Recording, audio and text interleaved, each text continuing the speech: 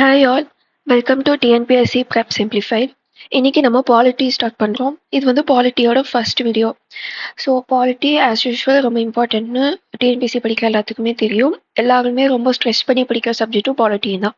So polity வந்து நம்ம கரெக்டாக படித்தோம் அப்படின்னா கேட்குற கொஸ்டினில் மினிமம் ஒரு 80% வந்து நம்ம கரெக்டாக ஆன்சர் பண்ணக்கான சான்சஸ் ஜாஸ்தி. ஸோ அதனால தான் நம்ம எக்கனாமிக் அடுத்து பாலிட்டியும் ஸ்டார்ட் பண்ணுறோம் இப்போவே. ஓகே, இந்த ஃபர்ஸ்ட் வீடியோவில் நம்ம என்ன டாபிக்ஸ் கவர் பண்ண போகிறோம் அப்படின்னா historical underpinning and constitution assembly. அதாவது கான்ஸ்டியூஷன், நம்மளுக்கு இந்தியன் கான்ஸ்டியூஷன் வர்றதுக்கு முன்னாடி இந்த லாஸும் கான்ஸ்டியூஷனை மேக் பண்ண இருந்த கான்ஸ்டியூஷன் அசம்பிளியை பற்றியும் நம்ம வந்து இந்த ஃபர்ஸ்ட் வீடியோவில் பார்க்கலாம். ஓகே, நம்ம ஏன் இதை பார்க்குறோம் அப்படின்னா நம்ம சிலபஸில் கான்ஸ்டியூஷன் ஆஃப் இந்தியா அப்படிங்கிறது தான் ஃபர்ஸ்ட் டாபிக். ஸோ இப்போ நம்ம ஜஸ்ட் கான்ஸ்டியூஷன் ஆஃப் இந்தியானா ப்ரியாம்பிள்லேருந்து அப்படி நம்ம படிக்கிறதை விட கான்ஸ்டிடியூஷன் ஏன் இப்படி இருக்கு, கான்ஸ்டியூஷன் கிரியேட் பண்ணவங்க ஏன் இதெல்லாம் வச்சிருக்காங்க, ஒரு சில ஃபண்டமெண்டல் ரைட்ஸ் ஆகட்டும் இல்லை டிபிஎஸ்பி ஆகட்டும், அதெல்லாம் ஏன் வந்திருக்கு நம்மளுக்கு தெரியணும்னா அதை பண்ணுறதுக்கு முன்னாடி இந்தியாவுக்கு என்னென்ன லாஸ் இருந்துச்சு, அது எப்படி கான்ஸ்டியூஷன் மேக்கர்ஸோட மைண்டை இம்பேக்ட் பண்ணுச்சு அப்படிங்கிறத பற்றி நம்ம கண்டிப்பாக தெரிஞ்சுக்கணும். ஸோ அதனால தான் நம்ம இதை படிக்கிறோம். இது வந்து லைட்டாக உங்களுக்கு ஃபர்ஸ்ட் டாபிக், இந்த ஹிஸ்டாரிக்கல் அண்டர்பின்னிங்ஸ் லைட்டாக உங்களுக்கு மாடர்ன் இந்தியாவோட மிக்ஸ் ஆகி வர மாதிரி இருக்கும். ஸோ நீங்கள் இதை அங்கேயும் படிப்பீங்க இங்கேயும் படிப்பீங்க. அங்கே வந்து பார்த்தீங்கன்னா அட்மினிஸ்ட்ரேட்டிவ் அது ரிலேட்டடாக படிப்போம். அதே இந்தியன் பாலிட்டியில் பார்த்தீங்கன்னா அந்த லாஸ்ட்ல இருக்கிற லீகல் திங்ஸை பற்றி நம்ம இதில் படிக்க போகிறோம். ஓகே, ஸோ நம்ம வந்து ஃபஸ்ட்டு ஆரம்பிக்கலாம் இந்த டாப்பிக்கை.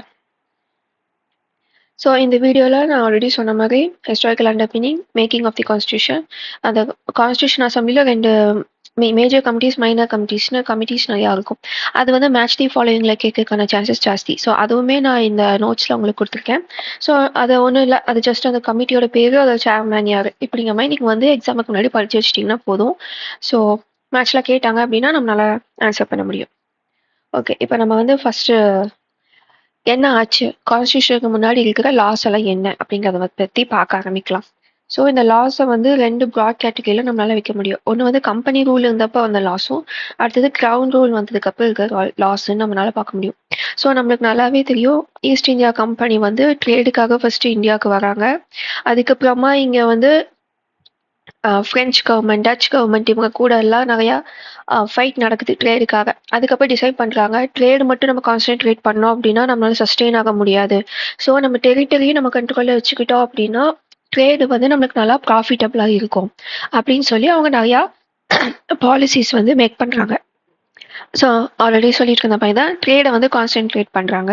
அடுத்தது டெரிட்டரி கான்குவெஸ்ட்டுக்கு வராங்க. ஸோ டெரிட்டரியை வந்து மெயின்டைன் பண்ணணும்னா அவங்க ரூல்ஸ் போட ஆரம்பிக்கணும்.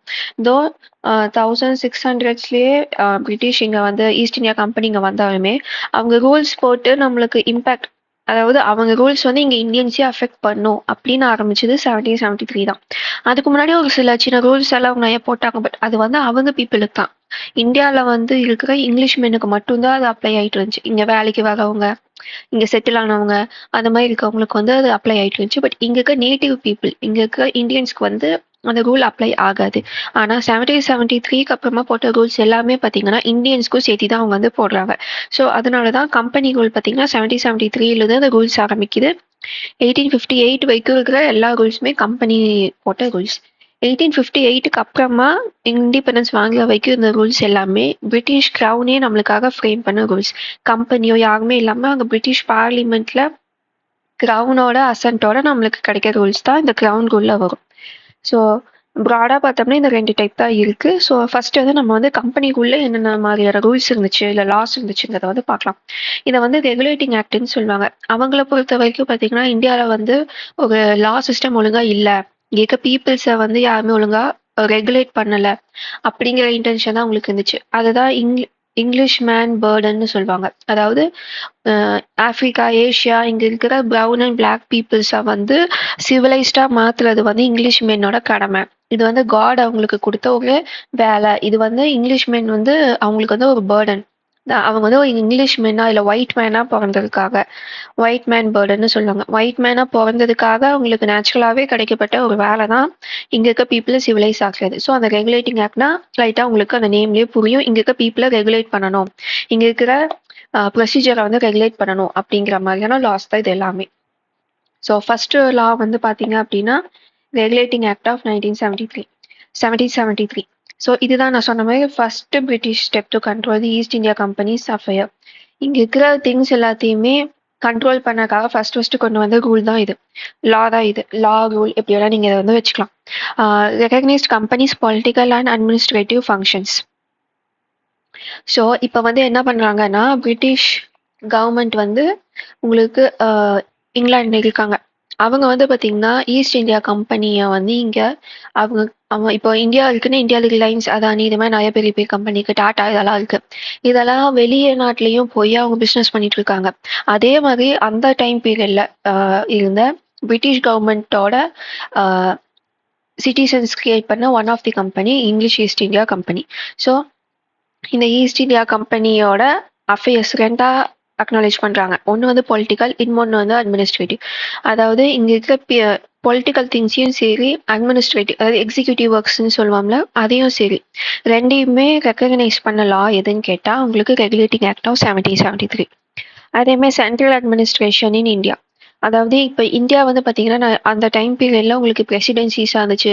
அதுக்கப்புறம் பார்த்தீங்கன்னா சீஃப் கமிஷனர் ஏரியா இது மாதிரி சின்ன சின்னதாக நிறையா இருந்துச்சு.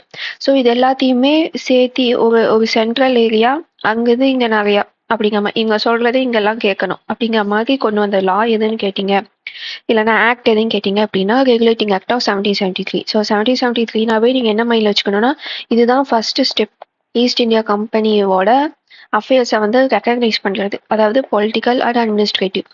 அவங்க வந்து இங்க பொலிட்டிக்கல் பவரும் இருக்கு, அட்மினிஸ்ட்ரேட்டிவ் பவர் இருக்கு. ரெண்டுக்கும் வித்தியாசம் உங்களுக்கு புரியும் நினைக்கிறேன். பொலிட்டிக்கல்னா ஒரு எப்படி சொல்லலாம், இப்போ எம்எல்ஏ இருக்காங்க, ஒரு ஐஏஎஸ் இருக்காங்க, இல்லைன்னா ஒரு முனிசிபல் கமிஷனர் இருக்காங்கன்னு வச்சுக்கலாம். இவங்கெல்லாம் அட்மினிஸ்ட்ரேட்டிவ் ஒர்க் பார்ப்பாங்க. அதே எம்எல்ஏ என்ன பண்ணுவாங்க, ஒரு ரூல் வந்து ஃப்ரேம் பண்ணுவாங்க. இல்லைன்னா இந்த இடம் இப்படிதான் இருக்கணும், ஒரு எம்எல்ஏஸ் எல்லாம் சேர்ந்து தமிழ்நாடுனா இப்படிதான் இருக்கணும், கேரளால இந்த ரூல்ஸ் எல்லாம் இருக்கணும் அப்படின்னா அவங்க அவங்க ஸ்டேட்டுக்கு ஒரு ரூல்ஸை ஃபாலோ இது பண்ணுவாங்க. ஸோ இதுதான் பொலிட்டிக்கல் ஒர்க். இது வந்து அட்மினிஸ்ட்ரேட்டிவ் ஒர்க். உங்களுக்கு அவங்க அவங்க செய்கிற நேச்சர் ஆஃப் ஒர்க் வச்சு உங்களுக்கு டிஃபரன்ஷியேஷன் புரிஞ்சிருக்கும்னு நினைக்கிறேன். ஸோ இதுதான். அடுத்தது சென்ட்ரலா ஒரு அட்மினிஸ்ட்ரேட்டிவ். சென்ட்ரல் அதுக்கு கீழே உங்களுக்கு பிரசிடென்சி, ப்ராவின்ஸ் இதெல்லாம் வாங்கணும் அப்படிங்கிறது இது. ஸோ இப்போ நம்மளுக்கு இருக்குல்ல சென்ட்ரல் கவர்மெண்ட், ஸ்டேட் கவர்மெண்ட்னு. ஸோ இந்த இந்த ஸ்ட்ரக்சர் வந்து ஃபர்ஸ்ட் வந்தது உங்களுக்கு ரெகுலேட்டிங் ஆக்ட் ஆஃப் 1773 தான். ஓகே, இப்போ நம்ம வந்து சென்ட்ரலாக ஒரு அட்மினிஸ்ட்ரேட்டிங் இல்லைன்னா சென்ட்ரலாக ஒரு பவர் இருக்குன்னு நம்ம சொல்லியிருக்கோம். ஸோ அப்போ அது யாரு? அப்போ வந்து பெங்கால், பாம்பே, மெட்ராஸ்னு 3 பிரசிடென்சி ஈக்குவலாக இருந்துச்சு. இங்க இருக்க கவர்னர், இங்க இருக்க கவர்னர், இங்க இருக்க கவர்னர், அங்க இருக்க இடம் அட்மினிஸ்ட்ரேஷன் எல்லாம் பார்த்துட்டு இருந்தாங்க. இப்போ சென்ட்ரலா வருது அப்படின்னு சொன்னோடனே புதுசா ஒரு போஸ்ட் கிரியேட் பண்ணாங்களான்னா ஆமா, புதுசா கிரியேட் பண்ண போஸ்ட் என்னன்னா governor general of Bengal and executive council. So இப்போ இதுல இருந்து என்ன தெரியுது அப்படின்னா கவர்னர் ஆஃப் பெங்கால கவர்னர் ஜெனரல் ஆஃப் பெங்கால்னு மாத்திட்டாங்க. ஸோ இவங்க வந்து இப்போ சென்ட்ரல் இது. ஃபார் எக்ஸாம்பிள் இப்போ இந்தியால நிறைய ஸ்டேட் இருக்கு. இப்போ ஃபார் எக்ஸாம்பிள் இப்போ மகாராஷ்டிராவோட சீஃப் மினிஸ்டரை வந்து இப்போ பிரைம் மினிஸ்டர் போஸ்ட் மாதிரி மாத்திட்டாங்க. பிரைம் மினிஸ்டர் ஆஃப் இந்தியான்னு மாத்திட்டாங்கன்னா எப்படி இருக்கும்? ஸோ அது மாதிரி தான் அந்த டைம் பீரியட்ல பெங்கால் கவர்னராக இருந்தவங்களையே கவர்னர் ஜெனரல் ஆஃப் பெங்கால்னு போட்டு சென்ட்ரல் அட்மினிஸ்ட்ரேஷனோட ஹெட்டா வச்சுக்கிட்டாங்க. அதே மாதிரி இப்போ அவங்களுக்கு வந்து ஹெல்ப் பண்ண இப்போ கவர்னர் ஜெனரல் ஆஃப் பெங்கால்னா அந்த ஒரு பர்சனே இந்தியா ஃபுல்லாக இருக்க எல்லாத்தையுமே கண்ட்ரோல் பண்ண முடியாது. ஸோ ஹெல்ப் பண்ண கவுன்சில் வச்சுருந்தாங்க. அதுதான் எக்ஸிக்யூட்டிவ் கவுன்சில். அதை வந்து கவர்னர் ஜெனரல் எக்ஸிக்யூட்டிவ் கவுன்சில்னு சொல்லுவாங்க. ஸோ இப்போ பெங்கால் கவர்னர் வந்து கவர்னர் ஜெனரல் ஆக்கிட்டாங்க. அப்போ பாம்பே அண்ட் மெட்ராஸ் என்ன ஆச்சுன்னா இதுக்கு கீழே சப்பார்டினேட் ஆயிடுச்சு. பாம்பே அண்ட் மெட்ராஸ் கவர்னர் யாருன்னா இவங்களுக்கு கீழே அப்படிங்கிற மாதிரி சப்பார்டினேட் பண்ணிட்டாங்க. ஸோ சுப்ரீம் கோர்ட் வந்து கல்கட்டால வந்து ஃபார்ம் பண்ணக்கு மெயின் ரீசன் பார்த்தீங்கன்னா ரெகுலேட்டிங் ஆக்ட் ஆஃப் 1773. அதே மாதிரி இப்போ இங்க ட்ரேட் இந்த ஈஸ்ட் இந்தியா கம்பெனியில வந்து நிறைய பேர் வந்து வேலை செய்வாங்க. பிரிட்டன்லேருந்து இங்கே வந்து இங்கே நிறைய ஃபேக்ட்ரி ஆஃபீஸ் எல்லாம் இருக்கும்ல. ஸோ இங்கெல்லாம் வேலை செய்கிறவங்க வந்து ப்ரைவேட்டாகவும் சேல் பண்ணிட்டு இருந்தாங்க. ஃபார் எக்ஸாம்பிள் இங்கே நிறைய ப்ராடக்ட்ஸ் வந்து சீப்பாக கிடைக்குது அவங்கள பொறுத்த வரைக்கும். ஸோ இங்கே வந்து 1 ரூபிக்கு வாங்கிட்டு போய் அங்கே வந்து அவங்களால அது 50 ரூபாய் வரைக்கும் கூட விற்க முடியும். அதாவது 50x ப்ராஃபிட் அந்த லெவலில் வரைக்கும் அவங்களால விற்க முடியுது. ஒரு சிலதெல்லாம் 200x கூட விற்கிறாங்க. பிரிட்டன்ல அவ்வளோ டிமாண்ட் இருக்கு இந்த ப்ராடக்ட்ஸ்க்கு. ஸோ கம்பெனி இவ்வளோ ப்ராஃபிட் மேக் பண்ணும்போது நம்ம ஏன் பண்ணக்கூடாதுன்னு சொல்லி நிறைய பேர் பிரைவேட் ட்ரேட்ல இருந்தாங்க. அதே மாதிரி கவர்மெண்ட் ஈஸ்ட் இந்தியா கம்பெனிக்கு பார்த்தீங்கன்னா நிறைய ப்ரிவிலேஜ் இருந்துச்சு. டேக்ஸ் கஸ்டம்ஸ் பே பண்ணாம கூட்ஸை வந்து எடுத்துட்டு போயிட்டு வந்துட்டு இது மாதிரி பண்ண முடியும். ஸோ அதை வந்து இங்க உங்ககிட்ட லஞ்சம் கொடுத்து பிரைவேட்டா எடுத்துட்டு போனா காசு தரணும். ஆனா கொடுக்காமயே இவங்க எடுத்துட்டு போய் நல்ல ப்ராஃபிட்டுக்கு விற்கிறாங்க. ஸோ இந்த ரெகுலேட்டிங் ஆக்ட் என்ன பண்ணுது அப்படின்னா பிரைவேட் ட்ரேடையும் பிரைபையும் அபாலிஷ் பண்றாங்க, ஐ மீன் ப்ரொஹிபிட் பண்றாங்க. யாருமே பிரைவேட் ட்ரேட் ஈடுபடக்கூடாது. அட் தி சேம் டைம் பிரைபை அக்செப்டும் பண்ணக்கூடாது அப்படிங்கிற மாதிரி ரூல்ஸ் ஃபர்ஸ்ட் வந்தது பார்த்தீங்க அப்படின்னா ரெகுலேட்டிங் ஆக்ட் ஆஃப் 1773.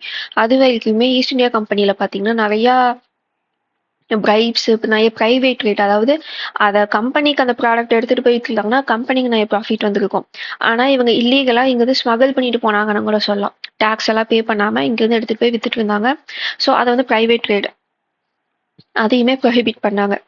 அதே மாதிரி கம்பெனிஸ் ஃபினான்சஸ் அண்ட் அட்மினிஸ்ட்ரேஷன், இப்போ வந்து பிரிட்டிஷ் கவர்மெண்ட் வந்து பார்த்தீங்க அப்படின்னா கொஞ்சம் இந்த கம்பெனியோட ஃபினான்ஸ் மேட்டர்ல எல்லாம் மூக்க நுழைக்கிறாங்க.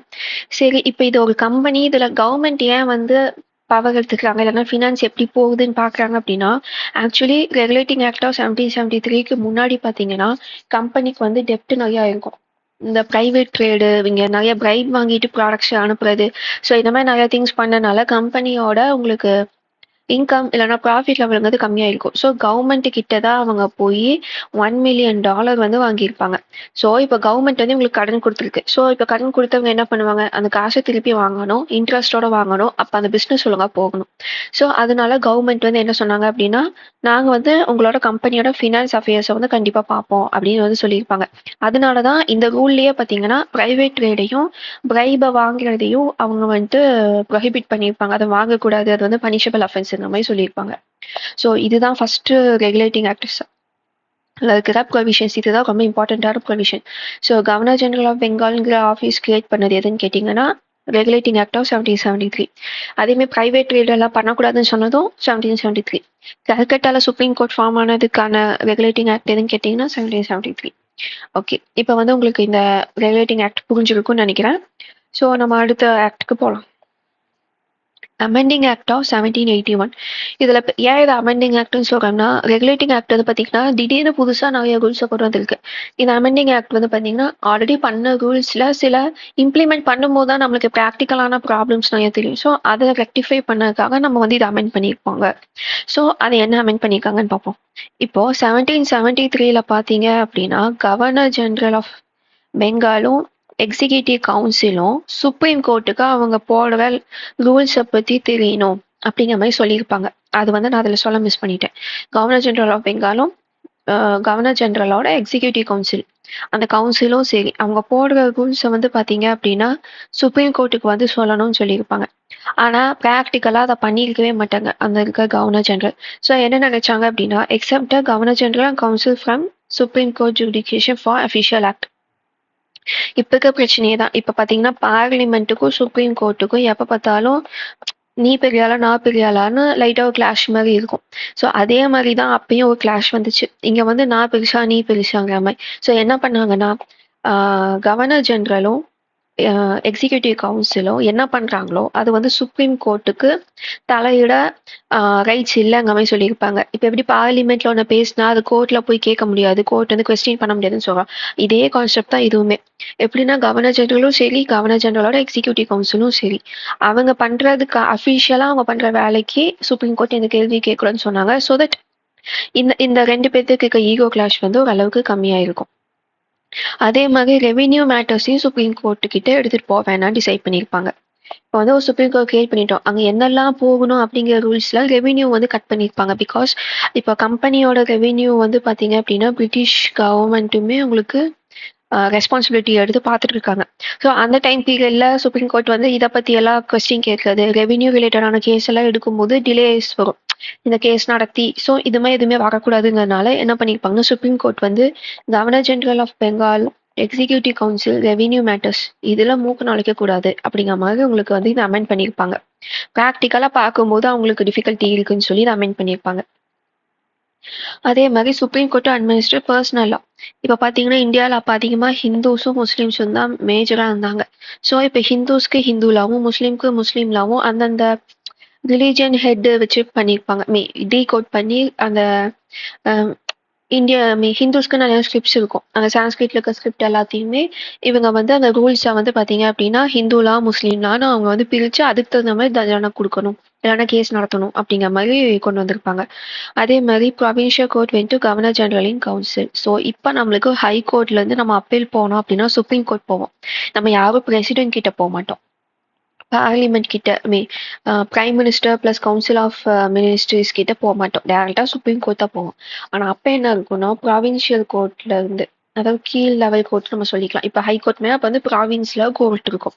அந்த கோர்ட்ல இருந்து சுப்ரீம் கோர்ட்டுக்கு போகக்கூடாது. நீங்க வந்து கவர்னர் ஜெனரலோட எக்ஸிகியூட்டிவ் கவுன்சில் தான் போகணும் அப்படின்னு சொல்றது இந்த ஆக்ட். அதாவது கோர்ட் வந்து பாத்தீங்கன்னா சுப்ரீம் கோர்ட்டுக்குன்னு ஒரு சில ரூல்ஸ், ஒரு சில பவர்ஸ் கொடுத்து வச்சிருந்தாங்க. அந்த பவர்ஸ்ல இருந்து எடுத்தது என்னெல்லாம் அப்படின்னு பாத்தீங்கன்னா கவர்னர் ஜெனரலோட official act and then executive கவுன்சிலோட அஃபிஷியல் ஆக்ட், அடுத்தது ரெவென்யூ மேட்டர். இதுலலாம் சுப்ரீம் கோர்ட்டுக்கு பவர் இல்லைன்னு சொன்னாங்க. அடுத்து அப்பீல் போகணும் அப்படின்னா சுப்ரீம் கோர்ட்டுக்கு போக தேவையில்லை, நீங்க வந்து எக்ஸிகியூட்டிவ் கவுன்சிலுக்கு தான் வரணும் அப்படிங்கிற மாதிரி சொல்லியிருப்பாங்க.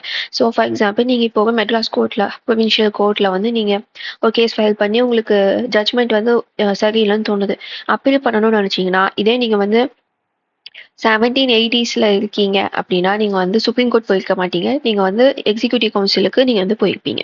ஓகே, இதுதான் அந்த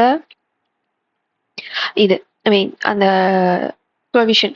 அடுத்தது பாத்தீங்கன்னா இப்போ வந்து ப்ரொவின்ஷியல் கோர்ட் இருக்கு.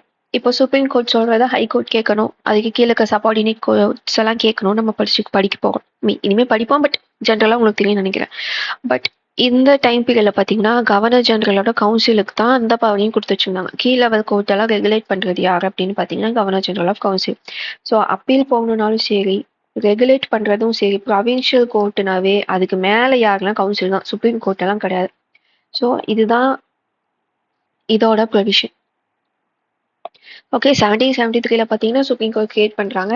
அதுக்கப்புறமா ப்ராக்டிக்கலா நிறைய ப்ராப்ளம்ஸ் ஃபேஸ் பண்றாங்க. அப்பீல் போறதாகட்டும், இல்லைன்னா அதை கீழ் லெவல் கோர்ட்டை மேனேஜ் பண்றதாகட்டும், சுப்ரீம் கோர்ட் விட எக்ஸிகியூட்டிவ் கவுன்சில் தான் பண்ணணும் அப்படின்னு ஒரு லா அமெண்ட் பண்ணி கொண்டு வந்தது தான் அடுத்த அமெண்ட்மெண்ட் ஆக்ட் ஆஃப் 1781.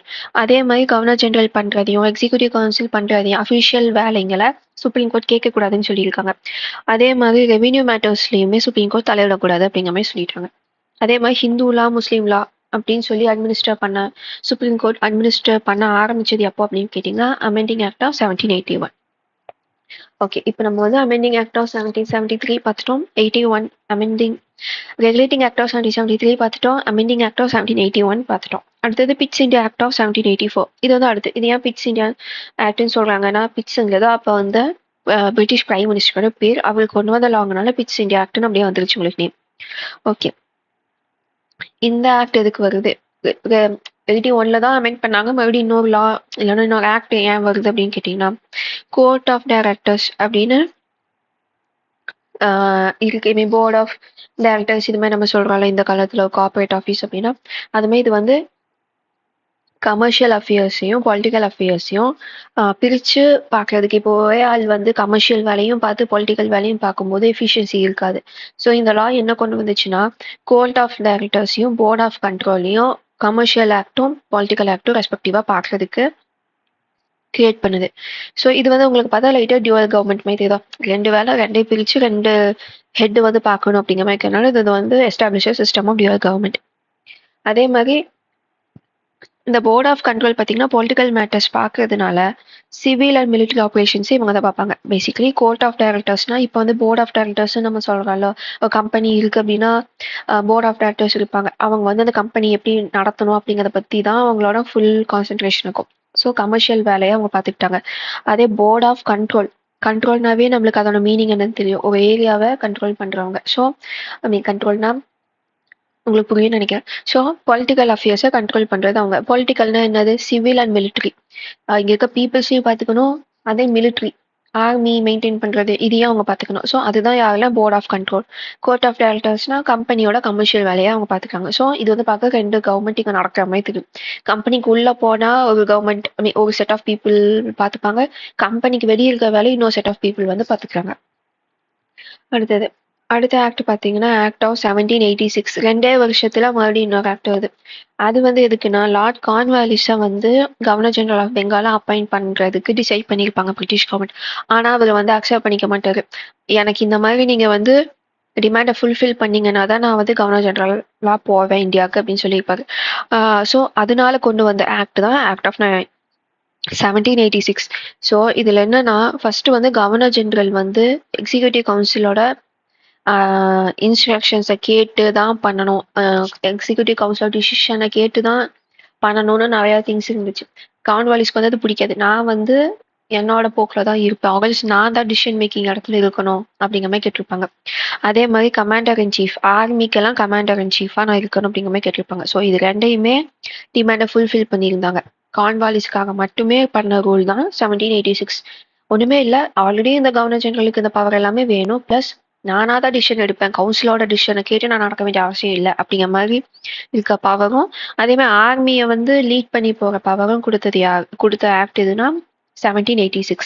இது யார் கேட்டிருப்பா அப்படின்னா லார்ட் கார்ன்வாலிஸ்.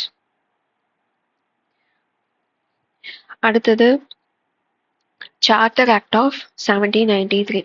இப்போ கார்ன்வாலிஸ் வந்து கேட்டாச்சுன்னா அடுத்து வர கவர்னர் ஜெனரல் எல்லாம் சும்மாவா இருப்பாங்க. ஸோ எனக்கும் அதே பவர்ஸ் தான் வேணும்னு கேட்டிருப்பாங்க. ஸோ அடுத்த ஆக்ட் பார்த்தீங்கன்னா கார்ன்வாலிஸோட பவரை எல்லாத்துக்கும் கொடுத்தாச்சு. இனி வர எல்லா கவர்னர் ஜெனரலுமே கமாண்டர் இன் சீஃப் தான். இனி வர எல்லா கவர்னர் ஜெனரலுமே எக்ஸிக்யூட்டிவ் கவுன்சிலோட டிசிஷனை வந்து ஓவர் ரைட் பண்ண முடியும். அவங்க டிசிஷன் கேட்காம நீங்களும் ஃபைனல் டிசிஷன் உங்கள் கையில் அப்படிங்கிற மாதிரி கொடுத்தது வந்து 1793. கார்ன்வாலிஸ்க்காக கொடுத்த ஆக்ட் இது 1786. எல்லா கவர்னர் ஜெனரலுக்கும் அதை எக்ஸ்பேண்ட் பண்ணது இது 1793. அதே மாதிரி trade monopoly of the company extended for 20 years. இப்போ இது ஏன் இங்கே வருது அப்படின்னா, இப்போ வந்து பார்த்தீங்கன்னா இண்டஸ்ட்ரியல் ரெவல்யூஷன் இங்கிலாண்டில் பெரிய லெவலில் போயிட்டுருக்கோம். அப்போது அங்கே வந்து நிறைய கம்பெனிஸ் ஆரம்பிச்சிருப்பாங்க. ஆனால் ஈஸ்ட் இந்தியா கம்பெனிக்கு தான் மோனோபோலி ரைட்ஸ் கொடுத்துருப்பாங்க. ஸோ அதனால இங்கிலாண்டில் தொடங்குற மற்ற கம்பெனிஸ் எல்லாத்துக்குமே மார்க்கெட் கிடைக்காது. இந்தியா வந்து பெரிய மார்க்கெட், இல்லைன்னா ரா மெட்டீரியல் வாங்கிட்டு போறதுக்கான பெரிய மார்க்கெட்டுன்னு நினைச்சாங்க. ஆனால் சீப்பான ரா மெட்டீரியல்ஸ் எல்லாம் இங்கே கிடைக்கும் அப்படின்னு நினைச்சாங்க. ஆனால் ஈஸ்ட் இந்தியா கம்பெனியுமே இங்கே ஃபுல்லாக மோனோபோலி எடுத்தனால எங்களுக்கு வந்து பிஸ்னஸ் பாதிக்குது அப்படின்னு கவர்மெண்ட் கிட்ட போய் கேட்டிருப்பாங்க. ஸோ என்ன பண்ணுவாங்க அப்படின்னா, கவர்மெண்ட் வந்து ஈஸ்ட் இந்தியா கம்பெனியை பகிச்சிக்க முடியாது, அங்கே இருக்க மற்ற நிறையா சின்ன நிறையா கம்பெனிஸையும் பகிச்சிக்க முடியாதுங்கனால என்ன சொல்லியிருப்பாங்கன்னா, ஓகே மோனோபோலி கொடுத்ததை நான் வந்து 20 வருஷத்துக்கு மட்டும் வச்சிருக்கேன் அப்படிங்கிற மாதிரி உங்களுக்கு சொல்லிடுவாங்க. ஸோ சின்ன கம்பெனிஸ்ல என்ன நினச்சிப்பாங்க, ஓகே 20 இயர்ஸ்க்கு அப்புறமா நம்மளால பிஸ்னஸ் வந்து இன்னும் பெருசு பண்ணிக்கலாம். ஏன்னா இண்டஸ்ட்ரியல் ரெவல்யூஷன் அப்போ தான் ஆரம்பிக்குது. ஸோ க்ரோத் ஃபேஸில் தான் அவங்க இருக்காங்க. ஸோ சரி எப்போவுமே அவங்க தாங்கிறதுக்கு 20 இயர்ஸ் இருக்கிறது ஓகே அப்படிங்கிற மாதிரி இருக்கும். ஈஸ்ட் இந்தியா கம்பெனிக்கு ஓகே 20 இயர்ஸ்னா அந்த 20 இயர்ஸ்க்குள்ள நம்ம என்ன பண்ண முடியும் பார்த்துக்கலாம் அப்படிங்கிற மாதிரி இருப்பாங்க. ஸோ கவர்மெண்ட் வந்து டிப்ளமேட்டிக்காக எடுத்த டிசிஷனில் ஒன்று தான் இது. அதாவது ட்ரேட் மோனோபோலி வந்து வெறும் 20 இயர்ஸ்க்கு மட்டும் அப்படின்னு சொன்னது வந்து 1793. அதே மாதிரி commander in chief not a member of governor general's council. இப்போ கவர்னர் ஜெனரலோட கவுன்சிலில் கவர்னர் ஜெனரல் ஆஃப் பெங்கால் வந்து இருப்பாங்க. இப்போ கமாண்டர் இன் சீஃபும் அதே பர்சன் தான். ஸோ இப்போ இதோட மீனிங் என்னன்னா, எக்ஸிக்யூட்டிவ் கவுன்சிலில் கவர்னர் ஜெனரலோட கமாண்டர் இன் சீஃப் ஆஃபீஸ் ரிலேட்டடான டிசிஷன் வந்து அங்கே வந்து எடுக்க மாட்டாங்க. இல்லைன்னா அங்கே வந்து கவர்னர் ஜெனரல் பேசும்போது கவர்னர் ஜெனரலாக தான் இருப்பார். அந்த மீனிங் தான் அது. அதே மாதிரி இங்கே தான் ரொம்ப இம்பார்ட்டண்ட்டான திங், இந்தியாவில் கலெக்ட் பண்ண ரெவென்யூ, இங்கே டேக்ஸ் போட்டு இங்கே பீப்புள் கிட்ட வாங்கின ரெவென்யூல இருந்து தான் போர்ட் ஆஃப் கண்ட்ரோல் ஸ்டாஃபுக்கு வந்து பே பண்ண ஆரம்பிப்பாங்க. ஸோ இந்தியாவோட காசு இப்போ என்ன ஆக ஆரம்பிக்குது அப்படின்னா வெளியே போக ஆரம்பிக்குது. இதுக்கு முன்னாடி பார்த்தோம் அப்படின்னா அந்த கம்பெனிக்கு வர ப்ராஃபிட்லேருந்து எடுத்து அவங்களுக்கு சம்பளம் கொடுத்துட்டு இருந்தாங்க. ஆனால் இப்போ என்ன ஆரம்பிக்குதுன்னா ப்ராஃபிட் அப்படியே இங்கிலாந்துக்கு போகுது. அட் தி சேம் டைம் இங்கே கலெக்ட் பண்ணுற டேக்ஸும் இந்தியாவுக்குள்ளே சர்க்குலேட் ஆகாமல் இங்கிருந்து இங்கிலாந்துக்கு போகுது. இவங்களோட சேலரியா வெளியே போயிட்டு இருக்கு. ஸோ இதுல இருந்து தான் ரொம்பவே டிராஸ்டிக்கா இங்க வந்து இந்தியா வந்து ரொம்ப ஸ்பீடாகவே பாவர்ட்டிக்கு வந்து போக ஆரம்பிக்கும். அதுக்கு ஒன் ஆஃப் தி ரீசன் பார்த்தீங்கன்னா அங்கே எவ்வளோ பேர் வேலை செஞ்சுட்டு இருப்பாங்க. ஸோ அவங்களுக்கு ப்ராஃபிட் ப்ளஸ் இங்கே டேக்ஸ் மணி ரெண்டுமே அங்கே போயிட்டு இருக்கும்போது இங்கே என்ன கடைசியில் மிஞ்சும். ஸோ இங்கே வந்து பாவர்ட்டி ரொம்பவே ஆரம்பிக்குது இங்கே தான். அடுத்தது சார்ட்டர் ஆக்ட் ஆஃப் 1813. ஸோ இந்த கம்பெனி அதே தான் கம்பெனிஸ் மோனோபோலி அண்ட் ட்ரேட். இப்போ 20 வருஷத்துக்குன்னு சொல்லிட்டாங்க. ஸோ 20 வருஷமும் முடிஞ்சிருச்சு 1813. ஸோ இப்போ என்ன சொல்கிறாங்க அப்படின்னா, ஓகே கம்பெனியோட மோனோபோலி வந்து நாங்கள் என் பண்ணுறோம் அப்படிங்கிற மாதிரி கவர்மெண்ட் இதில் சொல்லியிருப்பாங்க. ஆனால் டீலையும் சைனா, ஐ மீன் சைனாவில் பண்ணுற ட்ரேட், இந்தியாவில் பண்ணுற ட்ரேடு வந்து பார்த்தீங்கன்னா முடிஞ்சிருச்சு. ஆனால் சைனாவில் வந்து இருக்குது, அங்கே வந்து ஈஸ்ட் இந்தியா கம்பெனிக்கு மோனோபோலி இருக்குது அப்படிங்கிற மாதிரி சொல்லியிருப்பாங்க. ஆனால் இந்தியாவில் வந்து டீ மட்டும் ஈஸ்ட் இந்தியா கம்பெனி தான் மோனோபோலி பண்ணுவாங்க மற்ற கம்பெனிஸ் இங்கே வரக்கூடாது அப்படிங்கிற மாதிரி சொல்லியிருப்பாங்க. அதுவே நீங்கள் காட்டனோ இல்லை கோல் இது மாதிரி வேற என்ன இண்டிகோ இது மாதிரி நீங்கள் என்ன எடுத்துக்கிட்டீங்கனாலும் மோனோபோலி கிடையாது. மற்ற கம்பெனிஸ் எல்லாம் வந்து இங்கே பிஸ்னஸ் பண்ணலாம். ஆனால் டீ மட்டும் எக்ஸ்போர்ட் பண்ணணும் அப்படின்னா இங்கே வந்து ஈஸ்ட் இந்தியா கம்பெனி மட்டும்தான் பண்ண முடியும். ஸோ அதோட மீனிங் இது. அதே நீங்கள் சைனாவுக்கு போயிட்டீங்கன்னா அங்கே வந்து ஒன்றுமே இல்லை. அங்கே வந்து ஈஸ்ட் இந்தியா கம்பெனி மட்டும்தான் இருக்கும். மற்ற பிரிட்டிஷ் கம்பெனியும் அங்கே போக முடியாது. ஸோ அதுதான் இதோட meaning. asserted British crown sovereignty over India. So இந்த லால தான் அவங்க வந்து பிரிட்டிஷ் கிரவுனோட சாவர்ஜினிட்டி இந்தியா வந்து பிரிட்டிஷ் கிரவுனுக்கு கீழே அப்படிங்கிற ரொம்ப எக்ஸ்பிளிசிட்டா சொன்னது பார்த்தீங்கன்னா சார்ட்டர் ஆக்ட் ஆஃப் 18. அதேமாதிரி கிறிஸ்டியன் மிஷனரிஸ் வந்து அலோவ் பண்ண ஆக்ட் எதுன்னு கேட்டிங்கன்னா இதுதான். எஜுகேஷன் மிஷனரிஸ்னாவே இப்போ நிறையா மிஷனரிஸ் அந்த காலத்தில் ஆரம்பிச்ச ஸ்கூல்ஸை நிறைய பார்ப்போம். ஸோ இதை நீங்கள் வந்து மைண்ட் வச்சுக்கோங்க. மிஷனரிஸும் எஜுகேஷனும் எப்போன்னு கேட்டால் 1813. அதே மாதிரி லோக்கல் கவர்மெண்ட் டேக்ஸ் போடுறதுக்கு விட்ட ஆக்ட் எதுன்னு கேட்டிங்கன்னா 1813. ஸோ 1813னா 20 வருஷம் முடிஞ்சிச்சு என்னன்னு கேட்கும்போது ஓகே மோனோபோலி முடிஞ்சது இந்தியாவில், டீல மட்டும்தான் அவங்க மோனோபோலி பண்ணுவாங்க, சைனால அவங்க மோனோபோலி பண்ணுவாங்கன்னு சொல்லிட்டாங்க.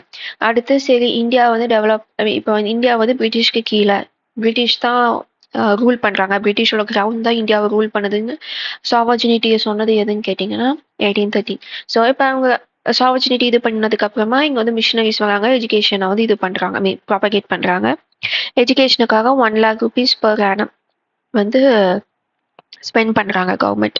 ஸோ இது எல்லாமே வந்து பார்த்தீங்கன்னா 1813. மெயினாக எஜுகேஷனை பற்றி கேட்க சான்ஸ் இருக்குது. எஜுகேஷன் வந்து கவர்மெண்ட் போட்டு எந்த லாவில் வந்து ஃபண்ட் அலோகேட் பண்ணாங்கன்னு கேட்டாங்கன்னா 1813.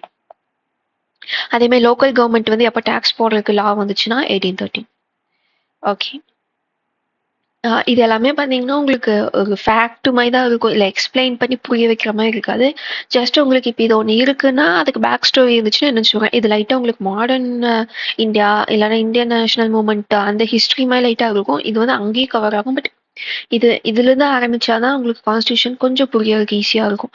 அதனால தான் இதுலேருந்து எடுத்துகிட்டு இருக்கேன். ஸோ உங்களுக்கு ஆல்ரெடி நீங்கள் மாடர்ன் இந்தியாவில் இதெல்லாம் படிச்சிட்டீங்க, இந்தியன் நேஷனல் மூமெண்ட் இதெல்லாம் படிச்சிட்டீங்க அப்படின்னா ஜஸ்ட் இதை ரிவிஷன் ஃபேஸ் மாதிரி வச்சுக்கோங்க. ஓகே, அடுத்த ஆக்ட் பார்த்தீங்க அப்படின்னா 1833. ஸோ இப்போ மறுபடியும் 20 வருஷத்துக்கு அப்புறம் இன்னொரு ஆக்ட் வருது. இந்த ஆக்ட் வந்து பார்த்தீங்கன்னா கவர்னர் ஜெனரல் ஆஃப் இந்தியா. இப்போ இத்தனால கவர்னர் ஜெனரல் ஆஃப் பெங்காலுங்க இருந்துச்சு. ஸோ இப்போ வந்து பிரிட்டிஷ் கிரவுன் வந்து சாவர்ஜினிட்டி எக்ஸ்பிளிசிட்டாக சொல்லிட்டாங்க. ஸோ இது வந்து இந்தியா லேண்டுங்கமே வருது. ஸோ அப்போ கவர்னர் ஜெனரல் ஆஃப் இந்தியான்னு மாற்றுறாங்க. அப்படி வந்து first governor general of India யாருன்னு கேட்டிங்கன்னா லார்ட் வில்லியம் பென்டிக். அதே மாதிரி லெஜிஸ்லேட்டிவ் பவர்ஸ் வந்து கொடுத்தது யார் அப்படின்னா இந்த ஆக்ட் கவர்னர் ஜெனரல் ஆஃப் இந்தியாவுக்கு லெஜிஸ்லேட்டிவ் பவர் வந்து கொடுத்தது வந்து 1833. அதே மாதிரி இந்த இதுதான் கமர்ஷியல் ஆக்டிவிட்டி க்ளோஸ் பண்ணிட்டாங்க. அதாவது கம்பெனி வந்து இனி இது வந்து கம்பெனியே கிடையாது, இது வந்து கவர்மெண்ட் ஆஃபீஸ் மாதிரி. இனிமேல் இந்த பீப்புளை ரூல் பண்ணுறதுக்கு இருக்கிற ஆளுங்க. ஃபார் எக்ஸாம்பிள் இப்போ இங்கே ஒரு டாடா கம்பெனி இருக்கு, சடனாக இப்போ டாடா தான் இந்தியாவே ரூல் பண்ணுறாங்கன்னு வச்சுக்கலாம். இப்போ டாடா கம்பெனிஸ்லாம் வேலை செய்கிறவங்க எல்லாருமே இனிமேல் பார்த்தீங்க அப்படின்னா டாடா வந்து பிஸ்னஸே பண்ணாது, இனி கவர்மெண்ட் டேக்ஸ் வாங்கி பீப்புளுக்கு வந்து கவர்மெண்ட் சர்வீஸ் தான் கொடுக்க போகிறாங்க அப்படிங்கிற மாதிரி ஆச்சுன்னா இப்போ டாடா கம்பெனிஸ் எல்லாம் நிறைய பக்கம் இருக்கும், அது எல்லாமே கவர்மெண்ட் ஆஃபீஸாக மாறிக்குமா. அங்கே இருக்கவங்களாம் என்ன பண்ணுவாங்க, அடுத்து கவர்மெண்ட் ஒர்க் பண்ணுவாங்க. For example birth registration, death registration, ரூல்ஸை ஃப்ரேம் பண்ணுறது, ஒரு டிஸ்ட்ரிக்ட் அட்மினிஸ்ட்ரேட் பண்ணுறது, போலீஸ் வேலை. ஸோ இதே கான்செப்ட் தான் இங்கேயுமே. இப்போ வந்து பார்த்தீங்கன்னா ஈஸ்ட் இந்தியா கம்பெனி வந்து ஃபர்ஸ்ட் கமர்ஷியல் வேலையும் பார்த்தாங்க, பொலிட்டிக்கல் வேலையும் பார்த்தாங்களா. இப்போ வந்து கமர்ஷியல் வேலையை நீங்கள் பார்க்க வேணாம், இனிமேல் நீங்கள் வந்து பொலிட்டிக்கல் பாடியாகவே இருங்கன்னு சொன்னது தான் 1833 act. So east India company வேலையவே இங்கே விட்டுட்டாங்க. ஸோ காம்படிஷன் இப்போ வந்து சிவில் சர்வீஸ் எக்ஸாமுக்கான காம்படிட்டிவ் எக்ஸாம், இப்போ யூபிஎஸ்சி எக்ஸாம் சிஎஸ்சி எழுதுறாங்கல்ல, அது மாதிரி அப்பயே சிவில் சர்வீசஸ் எக்ஸாம் இருந்துச்சு. ஆனால் அது வந்து இந்தியன்ஸ் எழுதுறதுக்கு வந்து அலோவ் பண்ணலை. பட் 1833 ஆக்ட் என்ன பண்ணாங்க அப்படின்னா இந்தியன்ஸும் இதில் எழுதலாம் அப்படிங்கிறது வந்து அலோவ் பண்ணியிருந்தாங்க. ஸோ இந்த ஆக்டோட மெயின் ஃபீச்சர்ஸ் இதுதான். அதாவது கவர்னர் ஜெனரல் ஆஃப் இந்தியா அப்படின்னு ஒரு போஸ்டிங் வந்து கொண்டு வராங்க. அதே மாதிரி அந்த கவர்னர் ஜெனரல் ஆஃப் இந்தியாவுக்கு வந்து லெஜிஸ்லேட்டிவ் பவர்ஸ், லா மேக்கிங் பவர்ஸை வந்து கொடுக்குறாங்க. அதுக்கப்புறமா கம்பெனியை வந்து கமர்ஷியல் ஆக்டிவிட்டியை வந்து மூடிட்டாங்க. அடுத்தது வந்து பார்த்தீங்கன்னா இப்போ சிவில் சர்வீஸ் எக்ஸாமில் வந்து இந்தியன்ஸும் பார்ட்டிசிபேட் பண்ணலாம் அப்படிங்கிறத சொல்கிறாங்க. அடுத்தது சார்ட்டர் ஆக்ட் ஆஃப் 1853. ஸோ இதில் என்னன்னு பார்த்தீங்கன்னா இப்போ கவர்னர் ஜெனரல் கவுன்சில் நான் ஆல்ரெடி சொன்னேன்ல, ப்ரொவின்ஷியல் கோர்ட்லேருந்து அந்த அமெண்டிங் ஆக்டில் ப்ரொவின்ஷியல் கோர்ட்லேருந்து அப்பீலுக்கு எங்கே போவாங்க, கவர்னர் ஜெனரலோட எக்ஸிக்யூட்டிவ் கவுன்சிலுக்கு போவாங்க. அப்போ அந்த எக்ஸிக்யூட்டிவ் கவுன்சில் என்ன வேலையும் பார்க்குது, ஜுடிஷியல் வேலையும் பார்க்குதா.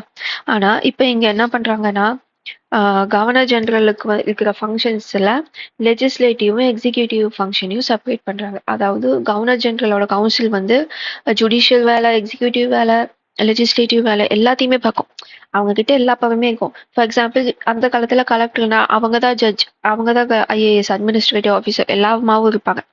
ஸோ அது மாதிரி தான் அப்போ எல்லாருமே எல்லா ஆஃபீஸுமே இருந்துச்சு. So first governor general council என்ன பண்ணுறாங்கன்னா லெஜிஸ்லேட்டிவ் வேலை தனி, எக்ஸிக்யூட்டிவ் வேலை தனின்னு பிரிக்கிறாங்க. ஸோ அப்போ என்ன ஆகுதுன்னா கவர்னர் ஜெனரல் வந்து எக்ஸிக்யூட்டிவ் கவுன்சிலில் இருக்கிறவங்க ஆல்ரெடி இருக்க லாஸை வந்து இம்ப்ளிமெண்ட் தான் பண்ண முடியுமே தவிர புது லாஸ் வந்து போட முடியாது அப்படிங்கிற மாதிரி கொண்டு வந்துட்டாங்க.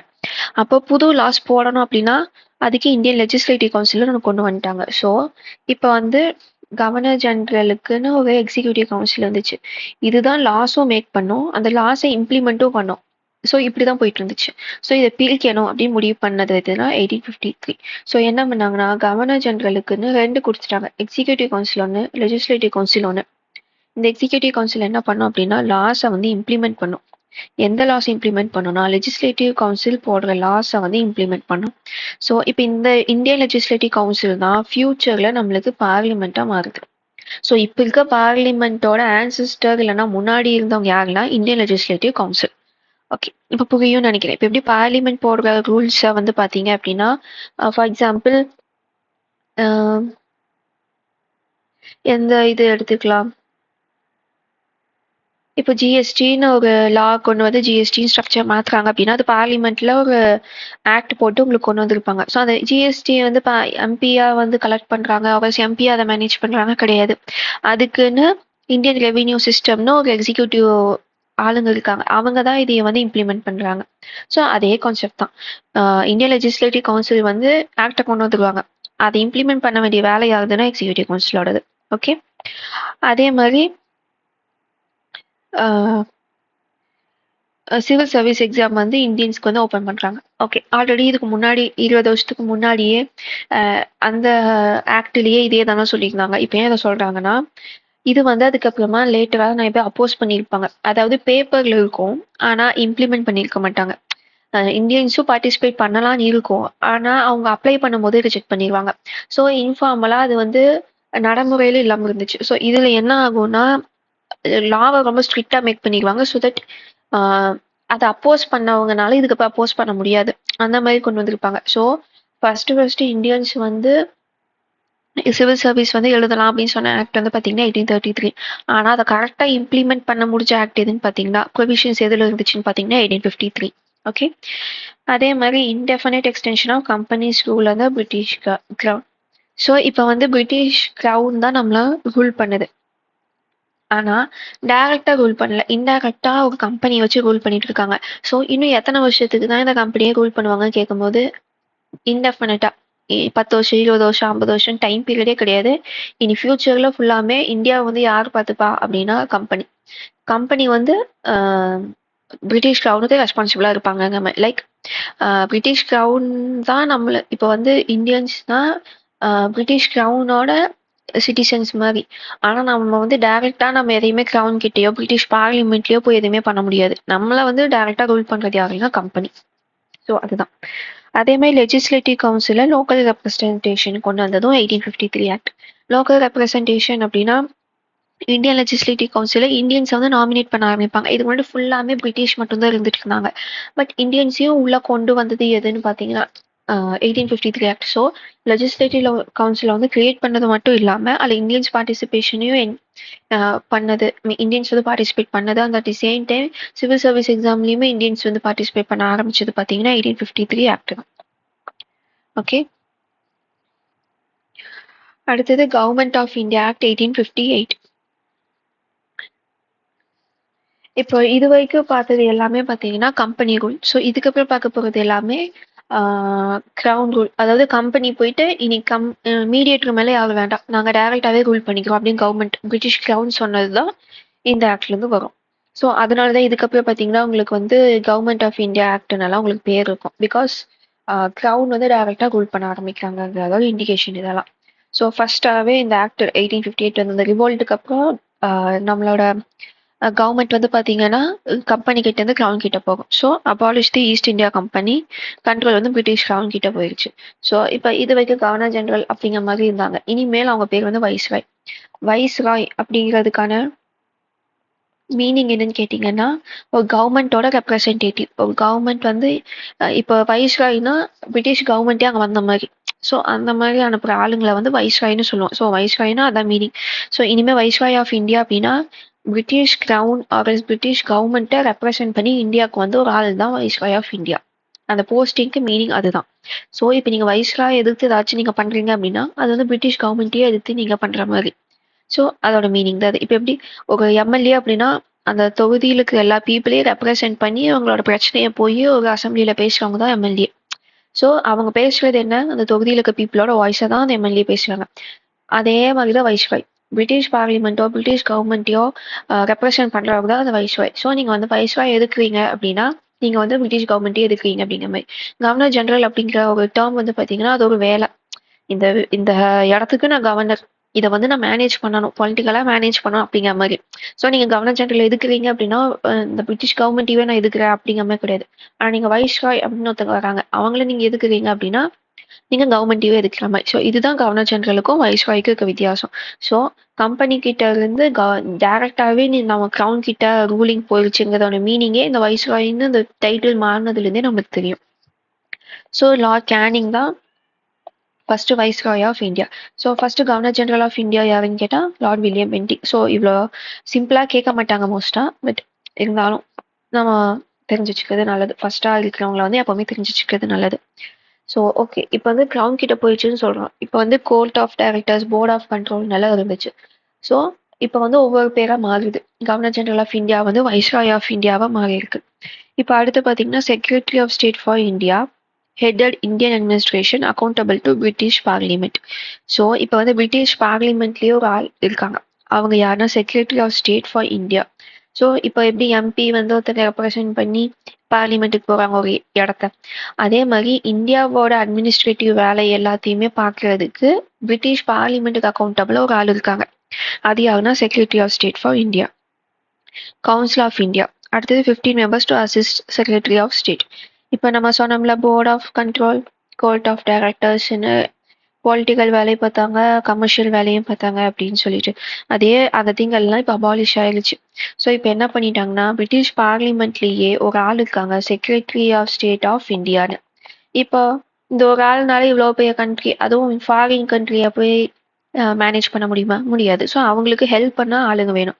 ஸோ அது வந்து கவுன்சில்னு சொல்லுவோம், செக்ரட்டரி ஆஃப் ஸ்டேட்டோட கவுன்சில்னு சொல்லுவோம். அதில் வந்து 15 மெம்பர் இருக்காங்க. ஸோ இவங்க தான் இனிமேல் கம்பெனிக்கு பதிலாக இந்தியாவை வந்து பார்த்துக்க போகிறாங்க அப்படிங்கிற மாதிரி இந்த லால வந்து இந்த ஆக்டில் வந்து சொல்லியிருப்பாங்க. கவர்னர்ஸ்ல பெரிய சேஞ்சஸ் கொண்டு வரல. பேருக்கு தான் இது கை மாறி இருக்குமே தவிர இந்தியன்ஸோட நிலைமை அப்படியே தான் இருக்கும். பெருசா இந்தியன்ஸுக்கு குட் கவர்னன்ஸால இங்கே எதுலையுமே நம்ம பார்க்க முடியாது இந்த ஆக்டில். ஓகே, இப்போ Indian council acts of 1861 representative கவர்மெண்ட்னு வந்தது பார்த்தீங்கன்னா இதுதான். இப்போ வந்து பார்த்தீங்கன்னா வைஸ்ராயோட கவுன்சில். இப்போ கவர்னர் ஜெனரல் ஆஃப் கவுன்சில் வந்து வைஸ்ராயா மாறும் போது கவர்னர் ஜெனரல் ஆஃப் இந்தியா வந்து வைஸ்ராய் ஆஃப் இந்தியாவாக மாறும்போது கவர்னர் ஜெனரலோட எக்ஸிக்யூட்டிவ் கவுன்சில் என்னவா மாதிரி இருக்கும் அப்படின்னா வைஸ்ராயோட ஒரு கவுன்சிலாக மாறி இருக்கும். ஸோ அங்கே வந்து ரெப்ரசன்டேஷன் வந்து கொண்டு வர ஆரம்பிப்பாங்க.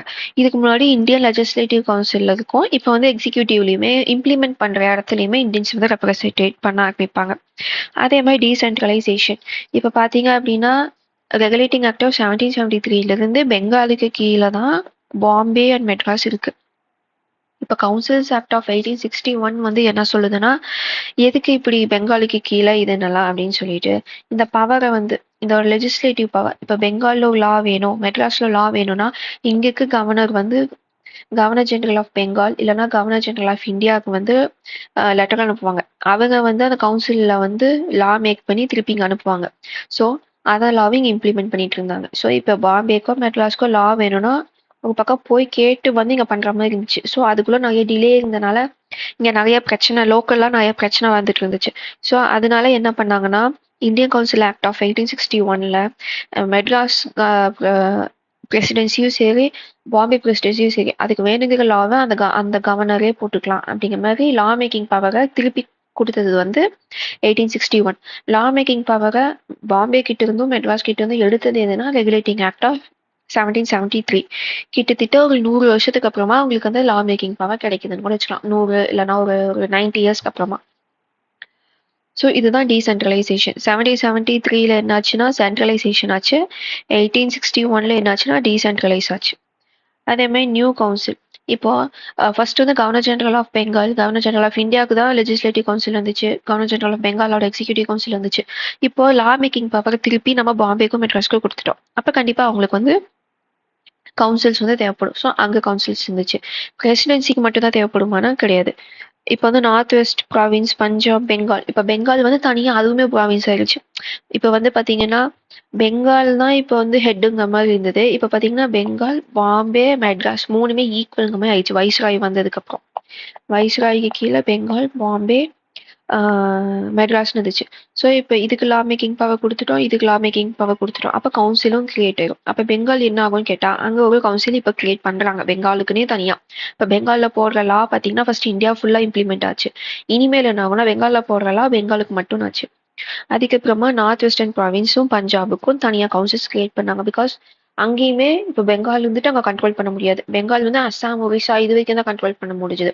பாம்பே பிரசிடென்சினால மேலே வெஸ்டர்ன் மீன் பஞ்சாப் அந்த ரீஜனுக்கெல்லாம் போய் இது ரூல்ஸ் போட முடியாது. So north western province Punjab, அதாவது நார்த் வெஸ்டர்ன் ப்ராவின்ஸ்னா இப்போ பாகிஸ்தான் இருக்குல்ல, ஸோ அந்த ஏரியாஸ் எல்லாம் பஞ்சாப் இது ரெண்டுமே கவுன்சில் வந்து வந்தது. பார்த்தீங்கன்னா நியூ கவுன்சில்ஸ் எல்லாம் கிரியேட் ஆனது 1861ல. அதே மாதிரி உங்களுக்கு போர்ட்ஃபோலியோ சிஸ்டம் வந்ததும் பார்த்தீங்கன்னா 1861. இந்த போர்ட்ஃபோலியோ சிஸ்டம் இப்போவும் இருக்கு. Like finance, industries, MSME, education, women development இது மாதிரி நிறையா போர்ட்ஃபோலியோஸ் இப்போ இருக்குல்ல மினிஸ்டர்ஸ்க்கு. இதெல்லாம் ஃபர்ஸ்ட் வந்தது எப்போன்னு பார்த்தீங்கன்னா 1861 ஆக்டில் தான் நம்மளுக்கு வந்திருக்கு.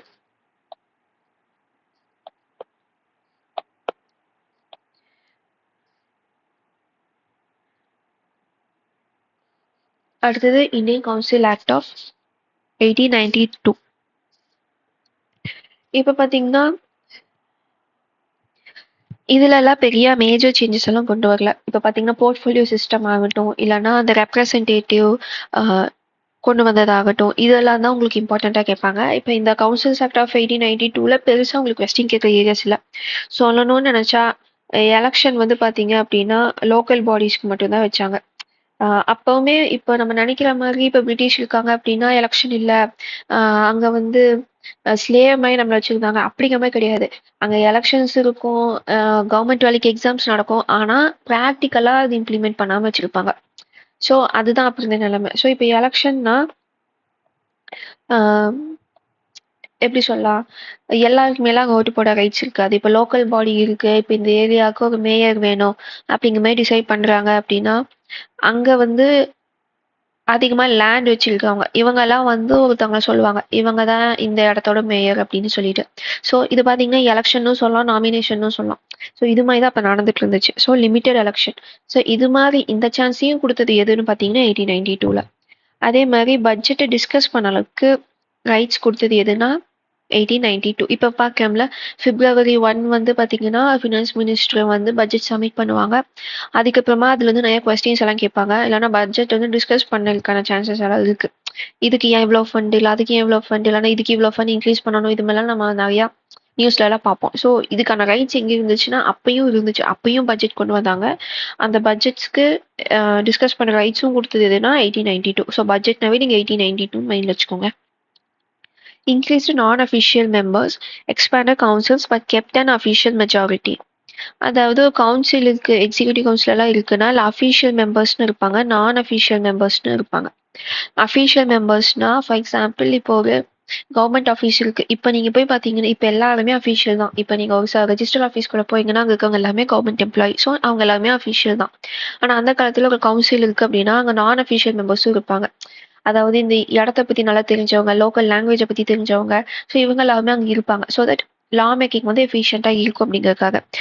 ஸோ இதுல என்ன பண்ணாங்கன்னா நான் அஃபிஷியல் மெம்பர்ஸ் வந்து இன்க்ரீஸ் பண்ணிக்கலாம். அதாவது அவங்க இவ்வளோதான் இருக்கணும் அவ்வளோதான் இருக்கணுங்கிறத விட கொஞ்சம் இன்க்ரீஸ் பண்ணியிருப்பாங்க. முன்னாடி இந்த லிமிட்டை விட அந்த லிமிட்டோட நம்பர் எல்லாம் நம்மளுக்கு தேவையில்லை, ஜஸ்ட் முன்னாடி இருந்ததை விட அதிகப்படுத்தியிருக்காங்க அப்படின்னு மட்டும் மைண்ட்ல வச்சுக்கோங்க. ஸோ அதுதான் 1892. அடுத்தது மார்லே மின்டோ ரிஃபார்ம்ஸ். இது வந்து உங்களுக்கு மாடர்ன் இந்தியாலயே எக்ஸ்டென்சிவா படிச்சிருப்பீங்க. ஸோ இதில் நான் ஜஸ்ட் மட்டும் உங்களுக்கு சொல்லிடுறேன். So increased council size, central legislative கவுன்சிலும் ப்ராவின்ஷியல் கவுன்சிலும் உங்களுக்கு வந்து இன்க்ரீஸ் பண்ணியிருப்பாங்க. பாருங்க, சென்டரில் 16 இருந்ததை 60 அளவுக்கு இன்க்ரீஸ் பண்ணியிருக்காங்க. ப்ராவின்சியல் கவுன்சிலும் அந்தந்த இடத்துக்கு ஏற்ற மாதிரி இன்க்ரீஸ் பண்ணியிருப்பாங்க. Communal representation. ஸோ இது ரொம்பவே இம்பார்ட்டன்ட். ஃபர்ஸ்ட்டாக கம்யூனல் ரெப்ரசன்டேஷன் கொடுத்த ஆக்ட் எதுன்னு பார்த்தீங்க அப்படின்னா மின்டோ மார்லே ரிஃபார்ம் தான். அதாவது முஸ்லீம்ஸ்க்கு தான் ஃபர்ஸ்ட் கம்யூனல் ரெப்ரசன்டேஷன் கொடுத்துருப்பாங்க. அது கொடுத்த ஆக்ட் எதுன்னு பார்த்தீங்கன்னா 1909 Indian council act.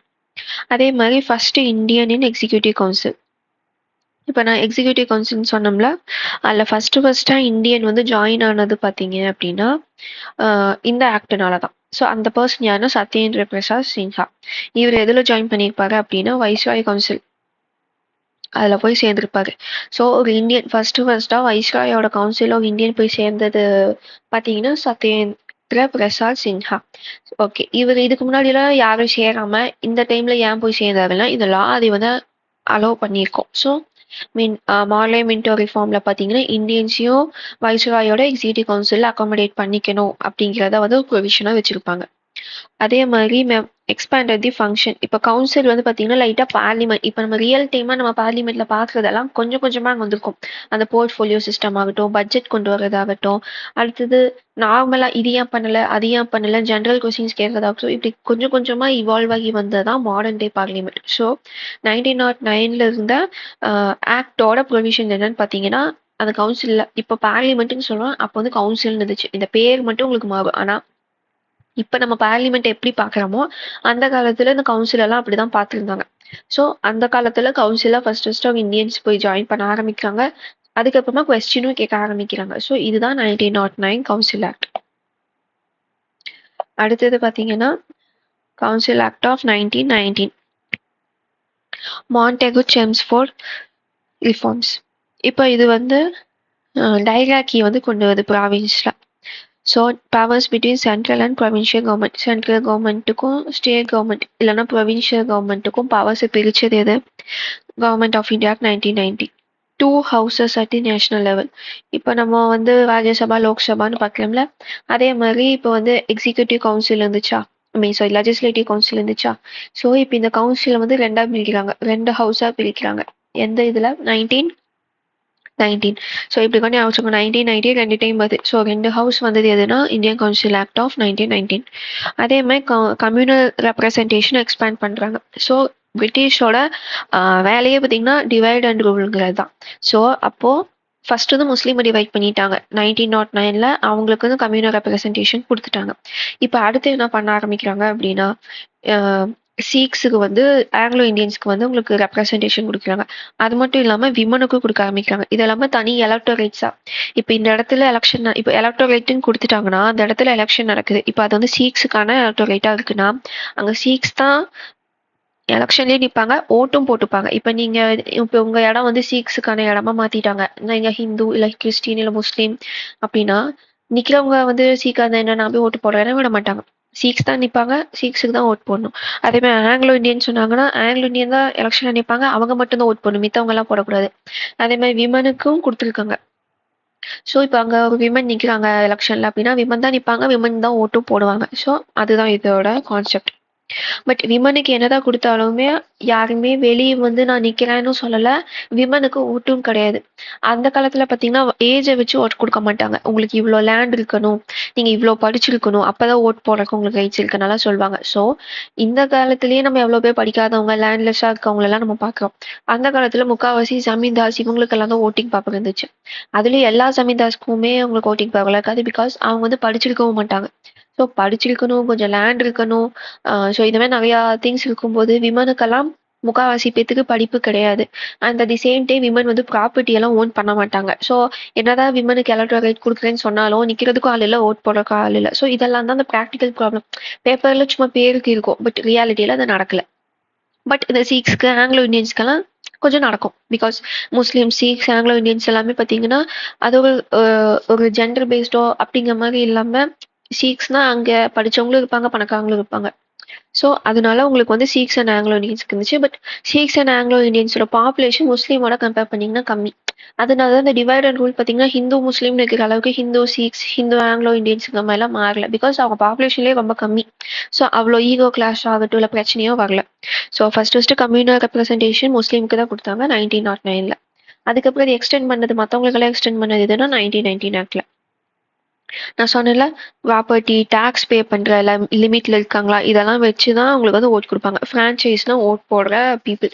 So universal adult ஃப்ரான்ச்சைஸ்னா என்ன, யூனிவர்சல் அடல்ட் என்ன, யூனிவர்சலா அடல்ட்டா இருந்தாங்கன்னா அவங்க ஓட் போட எலிஜிபிள். லிமிட்டட்னா ஓட் போடுறவங்க லிமிட்டடாக தான் இருப்பாங்க. இந்த நிறைய ரூல்ஸை ஃபாலோ பண்ணும். ஸோ ஃபர்ஸ்ட் வந்து பார்த்தீங்கன்னா 21 வயசு ஆனாவே, இண்டிபெண்டன்ஸ்க்கு அப்புறம் சொல்கிறேன், 21 வயசு ஆனாவே ஓட் பண்ண முடியும். அதுக்கப்புறம் அது என்ன பண்ணாங்க அப்படின்னா 18 வயசு ஆனால் போதும்னு சொல்லி கான்ஸ்டியூஷன் அமெண்ட்மெண்ட் ஆக்ட் போட்டு குறைச்சிருப்பாங்க.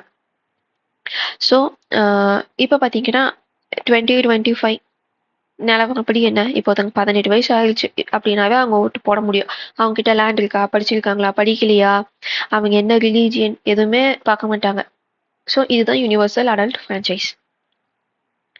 அடுத்தது பார்த்தீங்கன்னா ஸோ மெயினாக இதுதான் சொல்லணும்னு நினச்சேன். 1919னாவே 2 ஹவுஸ் கொண்டு வராங்க. டைராக்கி அதுலேயும் 2, அதாவது பவர்ஸை பிரிச்சுக்கிறாங்க. சென்ட்ரல் கவர்மெண்ட் இதை பாரு, ஸ்டேட் கவர்மெண்ட் இதை பாருன்னு. அப்போ வந்து பார்த்தீங்கன்னா இதுக்கு முன்னாடி இருந்ததெல்லாம் பார்த்தீங்கன்னா எல்லாமே இப்போ மெட்ராஸ்னா மெட்ராஸ்ல இருக்க எல்லாத்தையுமே மெட்ராஸ் பிரசிடென்சி பார்த்துக்கும். ஆனால் இதுக்கப்புறம் என்ன பண்ணுறாங்கன்னா மெட்ராஸ் பிரசிடென்சியாகவே இருந்தாலும் இப்போ வார் ஆகட்டும், இல்லைன்னா இந்த ட்ரேட் ஆகட்டும், இந்த மாதிரி நிறைய திங்ஸை வந்து சென்ட்ரல் கிட்ட கேட்டு தான் பண்ணணுங்க மாதிரி கொண்டு வராங்க. ஸோ பிரிச்சுக்கிட்டாங்க பவர்ஸ். இதெல்லாம் நான் பார்த்துக்கிறேன், இதெல்லாம் நீ பார்த்துக்கோ அப்படிங்கிற மாதிரி பிரிச்சுது. ரெண்டா பிரிச்சது வந்து பார்த்தீங்கன்னா கவர்மெண்ட் ஆக்ட் ஆஃப் 1919. அடுத்தது சைமன் கமிஷன். இது ஏன் இங்கே கொண்டு வந்திருக்கேன்னா, இது ஒரு ஆர்டராக போகும்போது உங்களுக்கு கொஞ்சம் ரிவைஸ் பண்ண மாதிரி இருக்கணுங்கக்காக தான் இதை இன்க்ளூட் பண்ணியிருக்கேன். இது நீங்கள் மாடர்ன் இந்தியாவில் கண்டிப்பாக மோஸ்ட்டாக படிச்சிருப்பீங்க. 1927ல் சைமன் கமிஷன் வந்து போடுறாங்க. எதுக்குன்னா இதுக்கு முன்னாடி போட்ட ரூல்ஸ் எல்லாம் ஒழுங்காக போயிட்டு இருக்கா, அதனால ஏதாச்சும் பிரச்சனை இருக்கா அப்படிங்கிற மாதிரி பார்க்குறதுக்கு. ஃபார் எக்ஸாம்பிள் அவங்க என்ன சொல்லுவாங்க, இங்கே நிறைய முஸ்லீம் வந்து ரெப்ரசன்டேட் ஆகாமல் இருக்காங்க, சீக்ஸ் வந்து ரெப்ரசன்ட் ஆகாமல் இருக்காங்க. ஸோ அவங்க எல்லாத்தையும் ரெப்ரசென்ட் பண்ணக்கு நம்ம நிறைய லாஸ் எல்லாம் கொண்டு வந்திருக்கோம், இந்தியா எப்படி இருக்கு அப்படின்னு கவர்மெண்ட் வந்து கமிஷன் போட்டு பார்க்கறதுக்கு அனுப்புறாங்க. இது வந்து நிறைய அப்போ வந்து இந்தியன் நேஷனல் காங்கிரஸ் 1885ல இந்தியன் நேஷனல் காங்கிரஸ் வந்துருச்சு. ஸோ இந்தியன் நேஷனல் காங்கிரஸ் என்ன சொல்லுது, எங்களை எப்படி ரூல் பண்றீங்கன்னு நீங்களாவே வந்து பார்த்துட்டு போவீங்களா, நாங்க தானே சொல்லணும் எங்களை எப்படி ரூல் பண்றீங்க, இல்லை எங்களுக்கு என்ன ப்ராப்ளம் இருக்குன்னு நாங்க தானே சொல்ல முடியும். ஸோ இது எல்லாமே இங்கிலீஷ் மென்னா இருக்கே அப்படின்னு சொல்லி இதை வந்து பாய்கட் பண்ணிடுவாங்க சைமன் கமிஷனை. ஓகே, சரி. பாய்காட் பண்ணா சரி, அவங்க வந்தாங்க பார்த்தாங்க, அவங்க போய் அவங்க ரிப்போர்ட்டை சப்மிட் பண்ண தான் போறாங்க. என்னதான் சப்மிட் பண்ணாங்க அப்படின்னா டைராக்கி வந்து அபாலிஷ் பண்ணுன்னு சொல்லியிருப்பாங்க. ரெஸ்பான்சிபிள் கவர்மெண்ட் இன் ப்ராவின்ஸ்ல பார்த்தீங்கன்னா இன்னுமே ரெஸ்பான்சிபிள் கவர்மெண்ட் கொண்டு வரணும்னு சொல்லியிருப்பாங்க. ரெஸ்பான்சிபிள் கவர்மெண்ட் இந்த மீனிங் என்னன்னா, நாமினேட்டட் மெம்பர் ஜாஸ்தியா இருக்கிறத விட எலெக்டட் மெம்பர்ஸையும் நீங்க நிறைய சேர்த்திக்கணும். எலெக்டட்னா அவங்க வந்து அந்த பீப்புளுக்கு ரெஸ்பான்சிபிளா இருக்கணும். ஸோ அதுதான் அதை மீன் பண்றாங்க. டைராக்கி, நீ இதை பார்த்துக்கோ, நான் அதை பார்த்துக்கிறேங்க மாதிரி நீங்க வந்து ப்ராவின்ஸ்ல பிரிச்சதெல்லாம் போதும், நீங்க வந்து ரெஸ்பான்சிபிள் கவர்மெண்ட்டை வந்து ப்ராவின்ஸில் கொண்டு வரணும் அப்படிங்கிற மாதிரி சொல்லியிருப்பாங்க. இந்த டைராக்கி ப்ராவின்ஸ்க்கு மீனிங் பார்த்தீங்கன்னா கவர்னர் இருப்பாங்க, அதேமாரி லெஜிஸ்லேட்டிவ் கவுன்சில், ப்ராவின்சியல் லெஜிஸ்லேட்டிவ் கவுன்சிலும் இருக்கும். இப்போ ரிசர்வ்டு சப்ஜெக்ட்ஸ்ன்னு இருக்கும், டிரான்ஸ்ஃபர்டு சப்ஜெக்ட்ஸ்ன்னு இருக்கும். இது வந்து நீங்கள் மாடர்ன் இந்தியாவில் படிச்சிருக்கறனால நான் ரொம்ப இன்டெப்த்தாக சொல்ல, ஒரு சிலதை இவங்க பார்த்துப்பாங்க, ஒரு சிலதை இவங்க பார்த்துப்பாங்க. ஸோ அந்த திங்ஸ் எல்லாம் இங்கே வேணாம் அப்படின்னும் சொன்னது வந்து சைமன் கமிஷன். சரி, சைமன் கமிஷன் வந்தாங்க, இந்தியன்ஸ் வேண்டான்னு சொன்னாங்க, அவங்க போய் ரிப்போர்ட் சப்மிட் பண்ணாங்க. அதோட அவுட்கம் என்னன்னா ரவுண்ட் டேபிள் கான்ஃபரன்ஸ் தான் இதோட அவுட்கம். அதுக்கப்புறமா கவர்மெண்ட் ஆஃப் இந்தியா ஆக்ட் 1935 வந்து டிராஃப்ட் பண்ணும்போது இதோட சஜஷன் எல்லாத்தையும் மைண்டில் வச்சு தான் டிராஃப்ட் பண்ணியிருப்பாங்க. கம்யூனல் அவார்ட், இது அந்த ரவுண்ட் டேபிள் கான்ஃபரன்ஸோட அவுட்கமுக்காக நான் வச்சிருக்கிறது. ஸோ செப்பரேட் எலக்ட்ரேட்ஸ் வந்து ஆங்கிலோ இந்தியன்ஸ் மட்டும் கிடையாது, டிப்ரெஸ்டு கிளாஸ் அதாவது ஸ்கெடியூல்டு கேஸ்ட்டுக்குமே நம்ம வந்து கம்யூனல் செப்பரேட் எலக்ட்ரேட்ஸ் கொடுக்கணும்னு சொன்னது பூனா பேக்ட். காங்கிரஸுக்கும் டிப்ரெஸ்டு கிளாஸுக்கும் இந்த பேக்ட் தான் பூனா பேக்ட். இந்த பூனா பேக்ட் தான் டிப்ரெஸ்டு கிளாஸுக்கான இந்த செப்பரேட் எலக்ட்ரேட் வேணான்னு சொல்ல வச்சது வந்து பூனா பேக்ட்.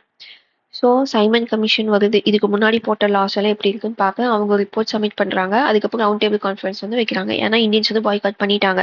ஸோ அதுக்காக வந்து ரவுண்ட் டேபிள் கான்ஃபரன்ஸ் வந்து வைக்கிறாங்க. என்னதான் உங்க பிரச்சனை, நீங்க இங்க வந்து சொல்லுங்க அப்படின்னு வந்து கூப்பிடுறாங்க.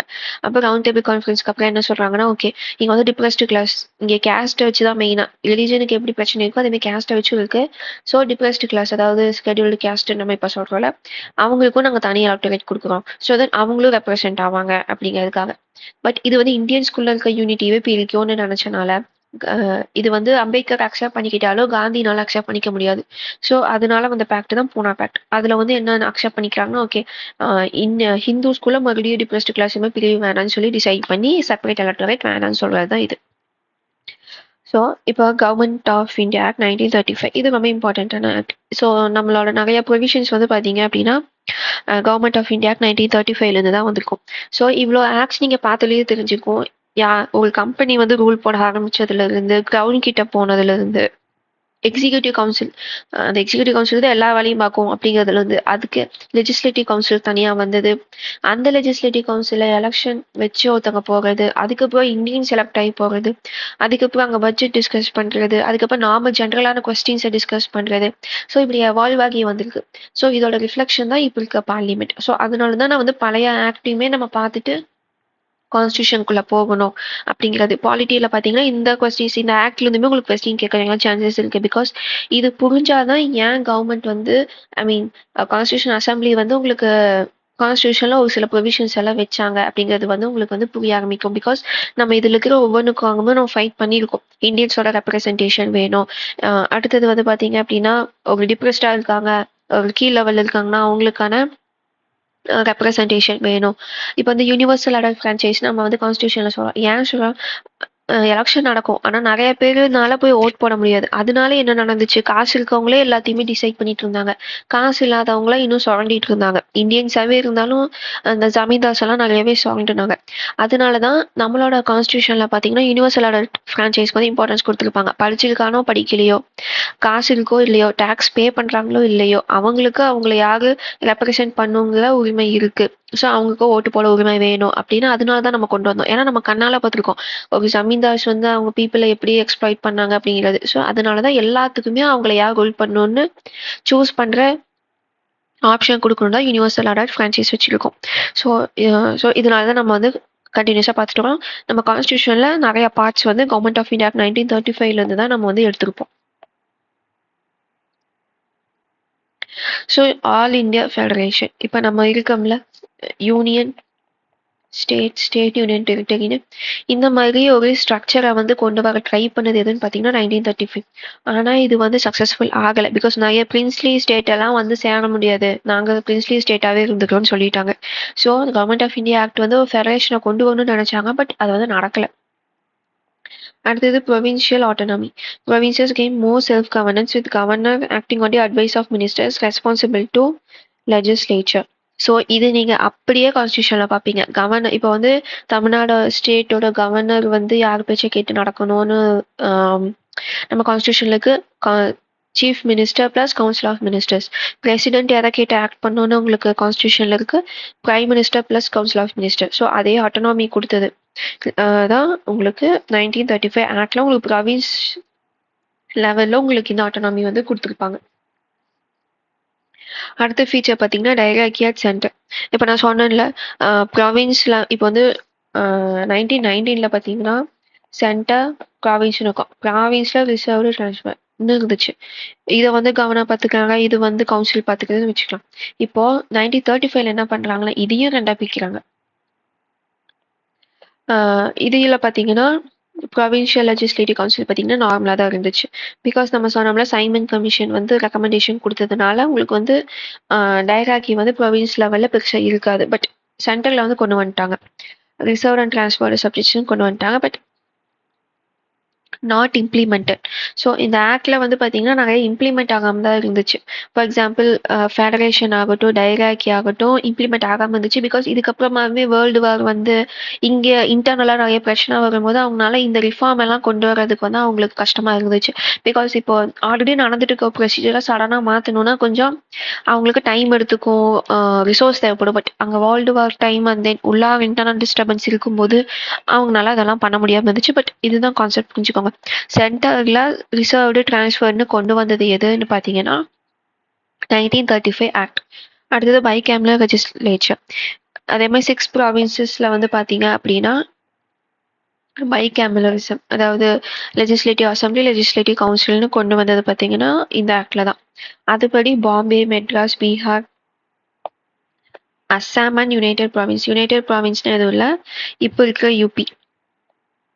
இதுல எல்லாத்துலயும் பார்த்தீங்கன்னா பைகேமரலிசம் வந்து வந்திருக்கும். அதாவது 2 ஹவுஸ் இருக்கும் ப்ராவின்ஸ் லெவல்ல.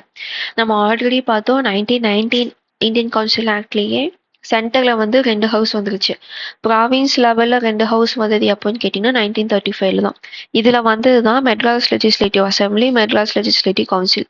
ஸோ 1989ல நினைக்கிறேன் லெஜிஸ்லேட்டிவ் கவுன்சில் வந்து இன்னும் தமிழ்நாட்டில் வந்து அபாலிஷ் பண்ணியிருப்பாங்க.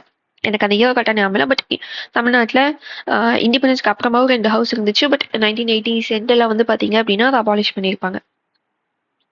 அதே மாதிரி கம்யூனல் ரெப்ரசன்டேஷன் ஆல்ரெடி சொன்ன மாதிரி டிப்ரெஸ்டு கிளாஸ்க்கு, விமனுக்கு இதெல்லாம் எக்ஸ்டெண்ட் பண்ணியிருப்பாங்க. Abolition of council of India replaced by team of advisers to the secretary of state of India. So 1858ல வைஸ்ராய் கூட உங்களுக்கு செக்ரட்டரி ஸ்டேட் ஆஃப் இந்தியான்னு இருக்குமா, அவங்களுக்கு வந்து 15 மெம்பர் கவுன்சில் இருந்தாங்க. அந்த கவுன்சில் வந்து 1935ல வந்து அபாலிஷ் பண்ணிட்டு ஜஸ்ட் அட்வைஸ் கொடுக்கறதுக்கு மட்டும் மெம்பர்ஸை வந்து வச்சிருப்பாங்க. franchise extension about 10% population gain voting rights. And இப்போ வந்து பார்த்தீங்கன்னா எக்ஸ்டெண்ட் பண்ணதுலேயே 10% பேருக்கு தான் ஓட்டிங் ரைட்ஸ் கொடுத்துருக்காங்க. அப்போ இதுக்கு முன்னாடி இந்த லாவில் கொடுத்த ஓட்டிங் ரைட்ஸ் எல்லாம் பார்த்தீங்கன்னா எவ்வளோ கம்மியான பேருக்கு இருந்திருக்கும்னு பாருங்க. ஸோ 1935ல பார்த்தீங்கன்னா 10% பாப்புலேஷனுக்கு ஓட்டிங் ரைட்ஸ் வந்து கிடச்சிருக்கும். அடுத்தது ரொம்ப இம்பார்ட்டன்ட் பார்த்தீங்கன்னா reserve bank of India. So banking இதெல்லாமே ரெகுலேட் பண்ணது பார்த்தீங்கன்னா 1935ல. ஸோ கரன்சி அண்ட் கிரெடிட் எல்லாம் மேனேஜ் பண்ணதுக்கு ஆர்பிஐ கொண்டு வர்றதுக்கு இருந்ததும் பார்த்தீங்கன்னா இதுதான், I mean government of India act 1935 தான் இப்படி ஒரு சென்ட்ரல் பேங்க் இருக்கணும் அப்படிங்கிற மாதிரி ப்ரொவின்ஸ் கொடுத்துருப்பாங்க. அதுக்கு வந்து ஆர்பிஐ ஆக்ட் போட்டு தான் ஆர்பிஐ வந்து வந்திருக்கும். டைரக்டா கவர்மெண்ட் ஆஃப் இந்தியா ஆக்ட்னால தான் ஆர்பிஐனோட கிரியேட்டர்ஸும் கிடையாது. ஆர்பிஐயோட பவர்ஸ்க்குன்னு தனியா இதே இந்தியன் லெஜிஸ்லேட்டிவ் கவுன்சில் பார்த்தீங்கன்னா ஒரு லா மேக் பண்ணி தான் உங்களுக்கு ஆர்பிஐ ஆக்ட் வந்துச்சு. ஆர்பிஐ ஆக்ட் படி ஆர்பிஐ கிரியேட் பண்ணாங்க. Okay, public service commission. இப்போ நம்ம டிஎன்பிசி யூபிஎஸ்சி நல்லா பார்க்குறோம்ல. So federal public service commission வந்து வந்தது. இப்போ யூபிஎஸ்சியாக இருக்கிற ஃபெடரல் பப்ளிக் சர்வீஸ் கமிஷன் வந்தது அப்போ தான். அதேமாதிரி provincial public service commission, joint public service commission இதெல்லாம் வந்ததுமே 1935 ஆக்டில் தான். ஆனால் தமிழ்நாடுக்கு பார்த்தீங்கன்னா டிஎன்பிசி இதுக்கு முன்னாடியே வந்துருச்சு. பட் இன்னுமே நிறைய ப்ராவின்ஸில் அதெல்லாம் வராமல் இருந்துச்சு. ஸோ அதுக்கெல்லாம் எக்ஸ்டெண்ட் பண்ணது இப்போ இருக்க யூபிஎஸ்சி டிஎன்பிசி மாதிரி வரணும் அப்படின்னு ஒரு லாவில் வந்தது 1935ல. ஃபெடரல் கோர்ட், சுப்ரீம் கோர்ட் வந்து எங்கே வந்துச்சு அப்படின்னா கல்கட்டாவில் 1773 ஆக்ட் படி 1774ல வந்து வந்துச்சு. அது வந்து சுப்ரீம் கோர்ட். இது வந்து பார்த்தீங்கன்னா ஃபெடரல் கோர்ட், அதாவது ப்ரொவின்ஷியல் கோர்ட்டுக்கு மேலே ஒரு ஃபெடரல் கோர்ட்டாக மாற்றினாங்க. அப்போ வந்து ப்ரொவின்ஷியல் கோர்ட் வேற, சுப்ரீம் கோர்ட் வேறன்னு இருந்துச்சு. இது ரெண்டுக்கும் கனெக்டிவிட்டியே கிடையாது. அப்பீலுக்கு சுப்ரீம் கோர்ட்டுக்கு யாரும் ஃபர்ஸ்ட் போக மாட்டாங்க. பட் இப்போ வந்து பார்த்தீங்கன்னா ஃபெடரல் கோர்ட் கொண்டு வந்து அதை வந்து சுப்ரீம் கோர்ட்னா பேசிக்கலி இப்போ இருக்க சுப்ரீம் கோர்ட் தான் இப்போ இருக்க ஃபெடரல் கோர்ட். இப்போ இருக்க சுப்ரீம் கோர்ட்டுக்கு என்னென்ன பவர் இருக்கு, அப்பீல் எடுத்துக்க பவர் இருக்கு, கவர்மெண்ட்டுக்குள்ள இருக்க பிரச்சனை, ஸ்டேட்டுக்குள்ள இருக்க பிரச்சனை, இது எல்லாத்தையும் சால்வ் பண்ற பவர் வந்து சுப்ரீம் கோர்ட்டுக்கு இருக்குல்ல. அப்போ வந்து அது ஃபெடரல் கோர்ட்டுன்னு சொன்னாங்க. அவ்வளோதான் டிஃபரன்ஸ். அடுத்தது பார்த்தீங்கன்னா இந்தியன் இண்டிபெண்டன்ஸ் ஆக்ட் ஆஃப் 1947. இது எப்போ பாஸ் ஆகுதுன்னா ஜூலை 18, 1947. எப்போ வந்து இம்ப்ளிமெண்ட் ஆச்சுன்னா ஆகஸ்ட் 15, 1947. ஓகே, இதுபடி பார்த்தீங்கன்னா இந்தியாவுக்கு வந்து இண்டிபெண்டன்ஸ் கிடச்சிருச்சு. மவுண்ட் பேட்டன் பிளான் படி பார்ட்டிஷன். ஸோ பார்ட்டிஷன் பண்ணுறது எதில் எந்த ஆக்டில் வந்து மென்ஷன் பண்ணியிருக்காங்கன்னா Indian independence act of 1947. Abolished viceroy's office replaced with governor general. So நான் ஆல்ரெடி சொல்லியிருக்கேன், வைஸ்ராய்னு ஒரு கவர்மெண்ட்டையே ரெப்ரசென்ட் பண்ணி வர ஒரு ஆள்னு. ஸோ இப்போ இந்தியாவுக்கும் பிரிட்டிஷ் கவர்மெண்ட்டுக்கும் சம்மந்தமே இல்லைன்னு சொன்னதுக்கப்புறம் வைஸ்ராய்னு ஒருத்தவங்களை வச்சு எந்த யூஸுமே கிடையாது. அந்த வைஸ்ராய் இன்னும் ஒரு ஆளை வைக்க முடியாது. பிகாஸ் பிரிட்டிஷ் கவர்மெண்ட்டுக்கும் இந்தியாவுக்கும் எந்த ஒரு ரூலிங் ரிலேஷனும் கிடையாது. அப்படி இருக்கும்போது என்ன பண்ணுவாங்க, பிஸியாக அந்த கவர்னர் ஜெனரலாக மாற்றிட்டாங்க. ஸோ கவர்னர் ஜெனரலாக ஒரு இந்தியன் இருந்தாங்க. அவங்க பேர் சி ராஜகோபாலாச்சாரி, ராஜாஜி நம்ம சொல்றோம்ல, அவர் தான் இந்தியாவோட ஃபர்ஸ்ட் கவர்னர், இண்டிபெண்டன்ட் இந்தியாவோட கவர்னர் ஜெனரல். அடுத்து constituent assembly empower to draft new law. So independent ஆயாச்சு ஆப்வியஸ்லி. இதுக்கப்புறம் வர அசம்பிளி வந்து டிராஃப்ட் நியூ லாஸ், அதாவது கான்ஸ்டியூஷன் அசம்பிளி வந்து பார்த்தீங்கன்னா நியூ லாஸை வந்து மேக் பண்ணலாம் அப்படின்னு சொல்லியிருப்பாங்க. ஸோ இந்தியா இண்டிபெண்டன்ஸ் ஆகிறதுக்கு முன்னாடியே கான்ஸ்டியூஷன் அசம்பிளிக்கு எலெக்ஷன் நடந்து கான்ஸ்டியூஷன் அசம்பிளி அப்போ வந்து அசம்பிளி வந்து ஆக்டிவா இருக்கும்.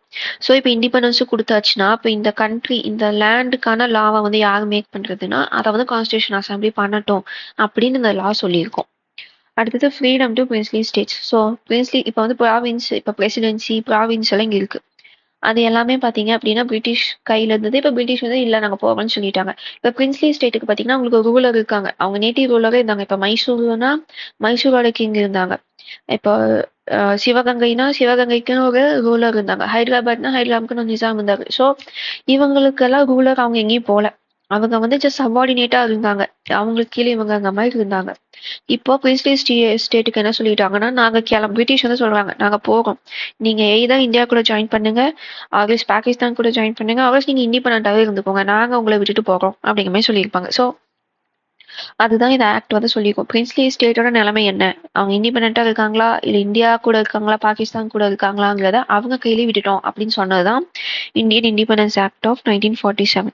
அடுத்தது governor general role, nominal head. இப்போ இருக்க பிரசிடென்ட்டோட ஆன்சிஸ்டர்னு சொல்லலாம் இந்த கவர்னர் ஜெனரல் ரோல. Because nominal head advice of cabinet, cabinet சொல்றதை கேட்டு நடக்கணும் அப்படிங்கிறத வந்து இதுல சொல்லியிருப்பாங்க. இந்தியன் இண்டிபெண்டன்ஸ் ஆக்ட்ல கவர்னர் ஜெனரல்னு ஒரு ஆஃபீஸர் கிரியேட் பண்றாங்க. அவங்க என்ன பண்ணணும்னு சொல்லியிருக்கணும்ல. ஸோ அதுதான் இது. நாமினல் ஹெட் தான் கேபினெட் சொல்றதை கேட்டு நடந்துக்கோங்க அப்படிங்கிற மாதிரி சொல்லியிருப்பாங்க. ஓகே, இப்போ வந்து பார்த்தீங்கன்னா இது வரைக்கும் நான் வந்து உங்களுக்கு ஹிஸ்டாரிக்கல் ஆக்டை பற்றி உங்களுக்கு சொல்லியிருப்பேன். அதாவது கான்ஸ்டியூஷனுக்கு முன்னாடி நம்மளுக்கு இந்தியா இண்டிபெண்டன்ஸ் வாங்கி கான்ஸ்டியூஷன் வந்து நம்மளுக்கு எல்லாமே ஐ மீன் நம்மளுக்கு லாஸ் வர்றதாகட்டும், நம்ம கவர்மெண்ட் எப்படி இருக்கணும் ஃப்ரேம் பண்ணதாகட்டும், இதுக்கு முன்னாடி நம்மளோட லாஸ் எல்லாம் என்ன, நம்மளுக்கு ஆக்ட் எல்லாம் என்ன, நம்மளை எப்படி தான் கவர்ன் பண்ணாங்க அப்படிங்கிறத பற்றி ஒரு ப்ரீஃபான ஒரு கண்டென்ட் ஐ மீன் ப்ரீஃபான ஒரு ஐடியா உங்களுக்கு வந்து கொடுத்துருக்கேன். ஒவ்வொரு ஆக்டோட இம்பார்ட்டன்ட் டீடைல்ஸ் மட்டும் உங்களுக்கு வந்து கொடுத்துருக்கேன். அது வந்து உங்களுக்கு எக்ஸ்பிளைன் பண்ணுறதுக்கு எதுவும் இல்லை. மோஸ்ட்டாக உங்களுக்கு வந்து அந்த லைட்டாக ஃபேக்ட் மாதிரி தான் இருக்கும். இந்த ஆக்ட்ல என்னாச்சு, அந்த ஆக்ட்ல என்னாச்சு, இந்த ப்ரொவிஷன் எந்த ஆக்ட்ல வருது, இந்த இப்போ பட்ஜெட்னா பட்ஜெட்டை டிஸ்கஸ் பண்ண ரைட் எந்த ஆக்ட்ல வந்துச்சு, சென்ட்ரல் லெவல் கவுன்சில் வந்து 2 ஹவுஸா இருந்தது எப்போ.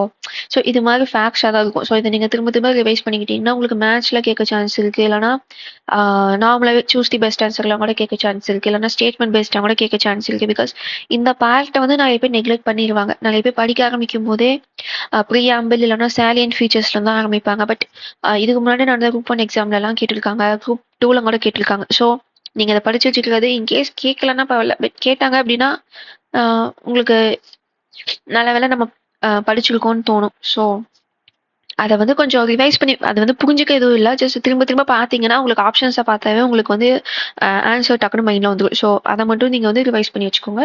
அந்த கண்டென்ட் வந்து நான் Indian polity by M Laxmikanth அந்த புக்லேருந்து எடுத்திருக்கேன். உங்களுக்கு இன்னுமே இன்டெப்த்தாக படிக்கணும், இன்னுமே நிறைய ப்ரொவிஷன்ஸ், இப்போ நான் வந்து ரொம்ப இம்பார்ட்டண்ட்டான ப்ரொவிஷன்ஸ் மட்டும் உங்களுக்கு வந்து நோட்ஸாக கொடுத்துருக்கேன், வீடியோவில் வந்து சொல்லியிருக்கேன். இல்லை எனக்கு இதுவே படித்தா மோர் தேன் இனஃப், ஆனால் இன்னுமே இன்டெப்த்தாக நான் படிக்கணும் அப்படின்னு நினச்சிங்க அப்படின்னா நீங்கள் அந்த புக்கை கூட நீங்கள் வந்து ரெஃபர் பண்ணிக்கலாம். பட் என்னோட சஜஷன் பார்த்தீங்கன்னா இதுக்கு நீங்கள் அவ்வளோ டைம் ஸ்பெண்ட் பண்ண தேவையில்லை. அந்த டைமை நீங்கள் வந்து ஃபண்டமெண்டல் எக்ஸாம் டிபிஎஸ்பிலையோ ஸ்பெண்ட் பண்ணிங்கன்னா உங்களுக்கு மார்க்ஸ் அதிகமாக வர சான்சஸ் இருக்குது. இல்லை ஆர்டிகல்ஸ் இம்பார்ட்டன்ட் ஆர்டிகல்ஸ் படிக்கிறீங்கன்னா அதில் உங்களுக்கு மார்க்ஸ் வர சான்ஸ் இருக்குது. ஸோ நான் கொடுத்த கண்டென்ட்டை படிச்சிங்கன்னா மோர் தேன் இனஃப் அந்த டாபிக். ஸோ இதோட நம்மளோட ஹிஸ்டாரிக்கல் அண்டர்பின்னிங் இல்லைனா historical background of Indian constitution வந்து முடியுது. ஸோ அடுத்த டாபிக் பார்த்தீங்கன்னா making of Indian constitution. So Indian கான்ஸ்டியூஷனுக்கு முன்னாடி என்ன இருக்குன்னு நம்ம பார்த்துட்டோம். சரி, ஆனால் என்னோட சப்ஜெக்டே இந்தியன் பாலிட்டி, கான்ஸ்டியூஷன் ஆஃப் இந்தியாவில் தான் ஆரம்பிக்குது.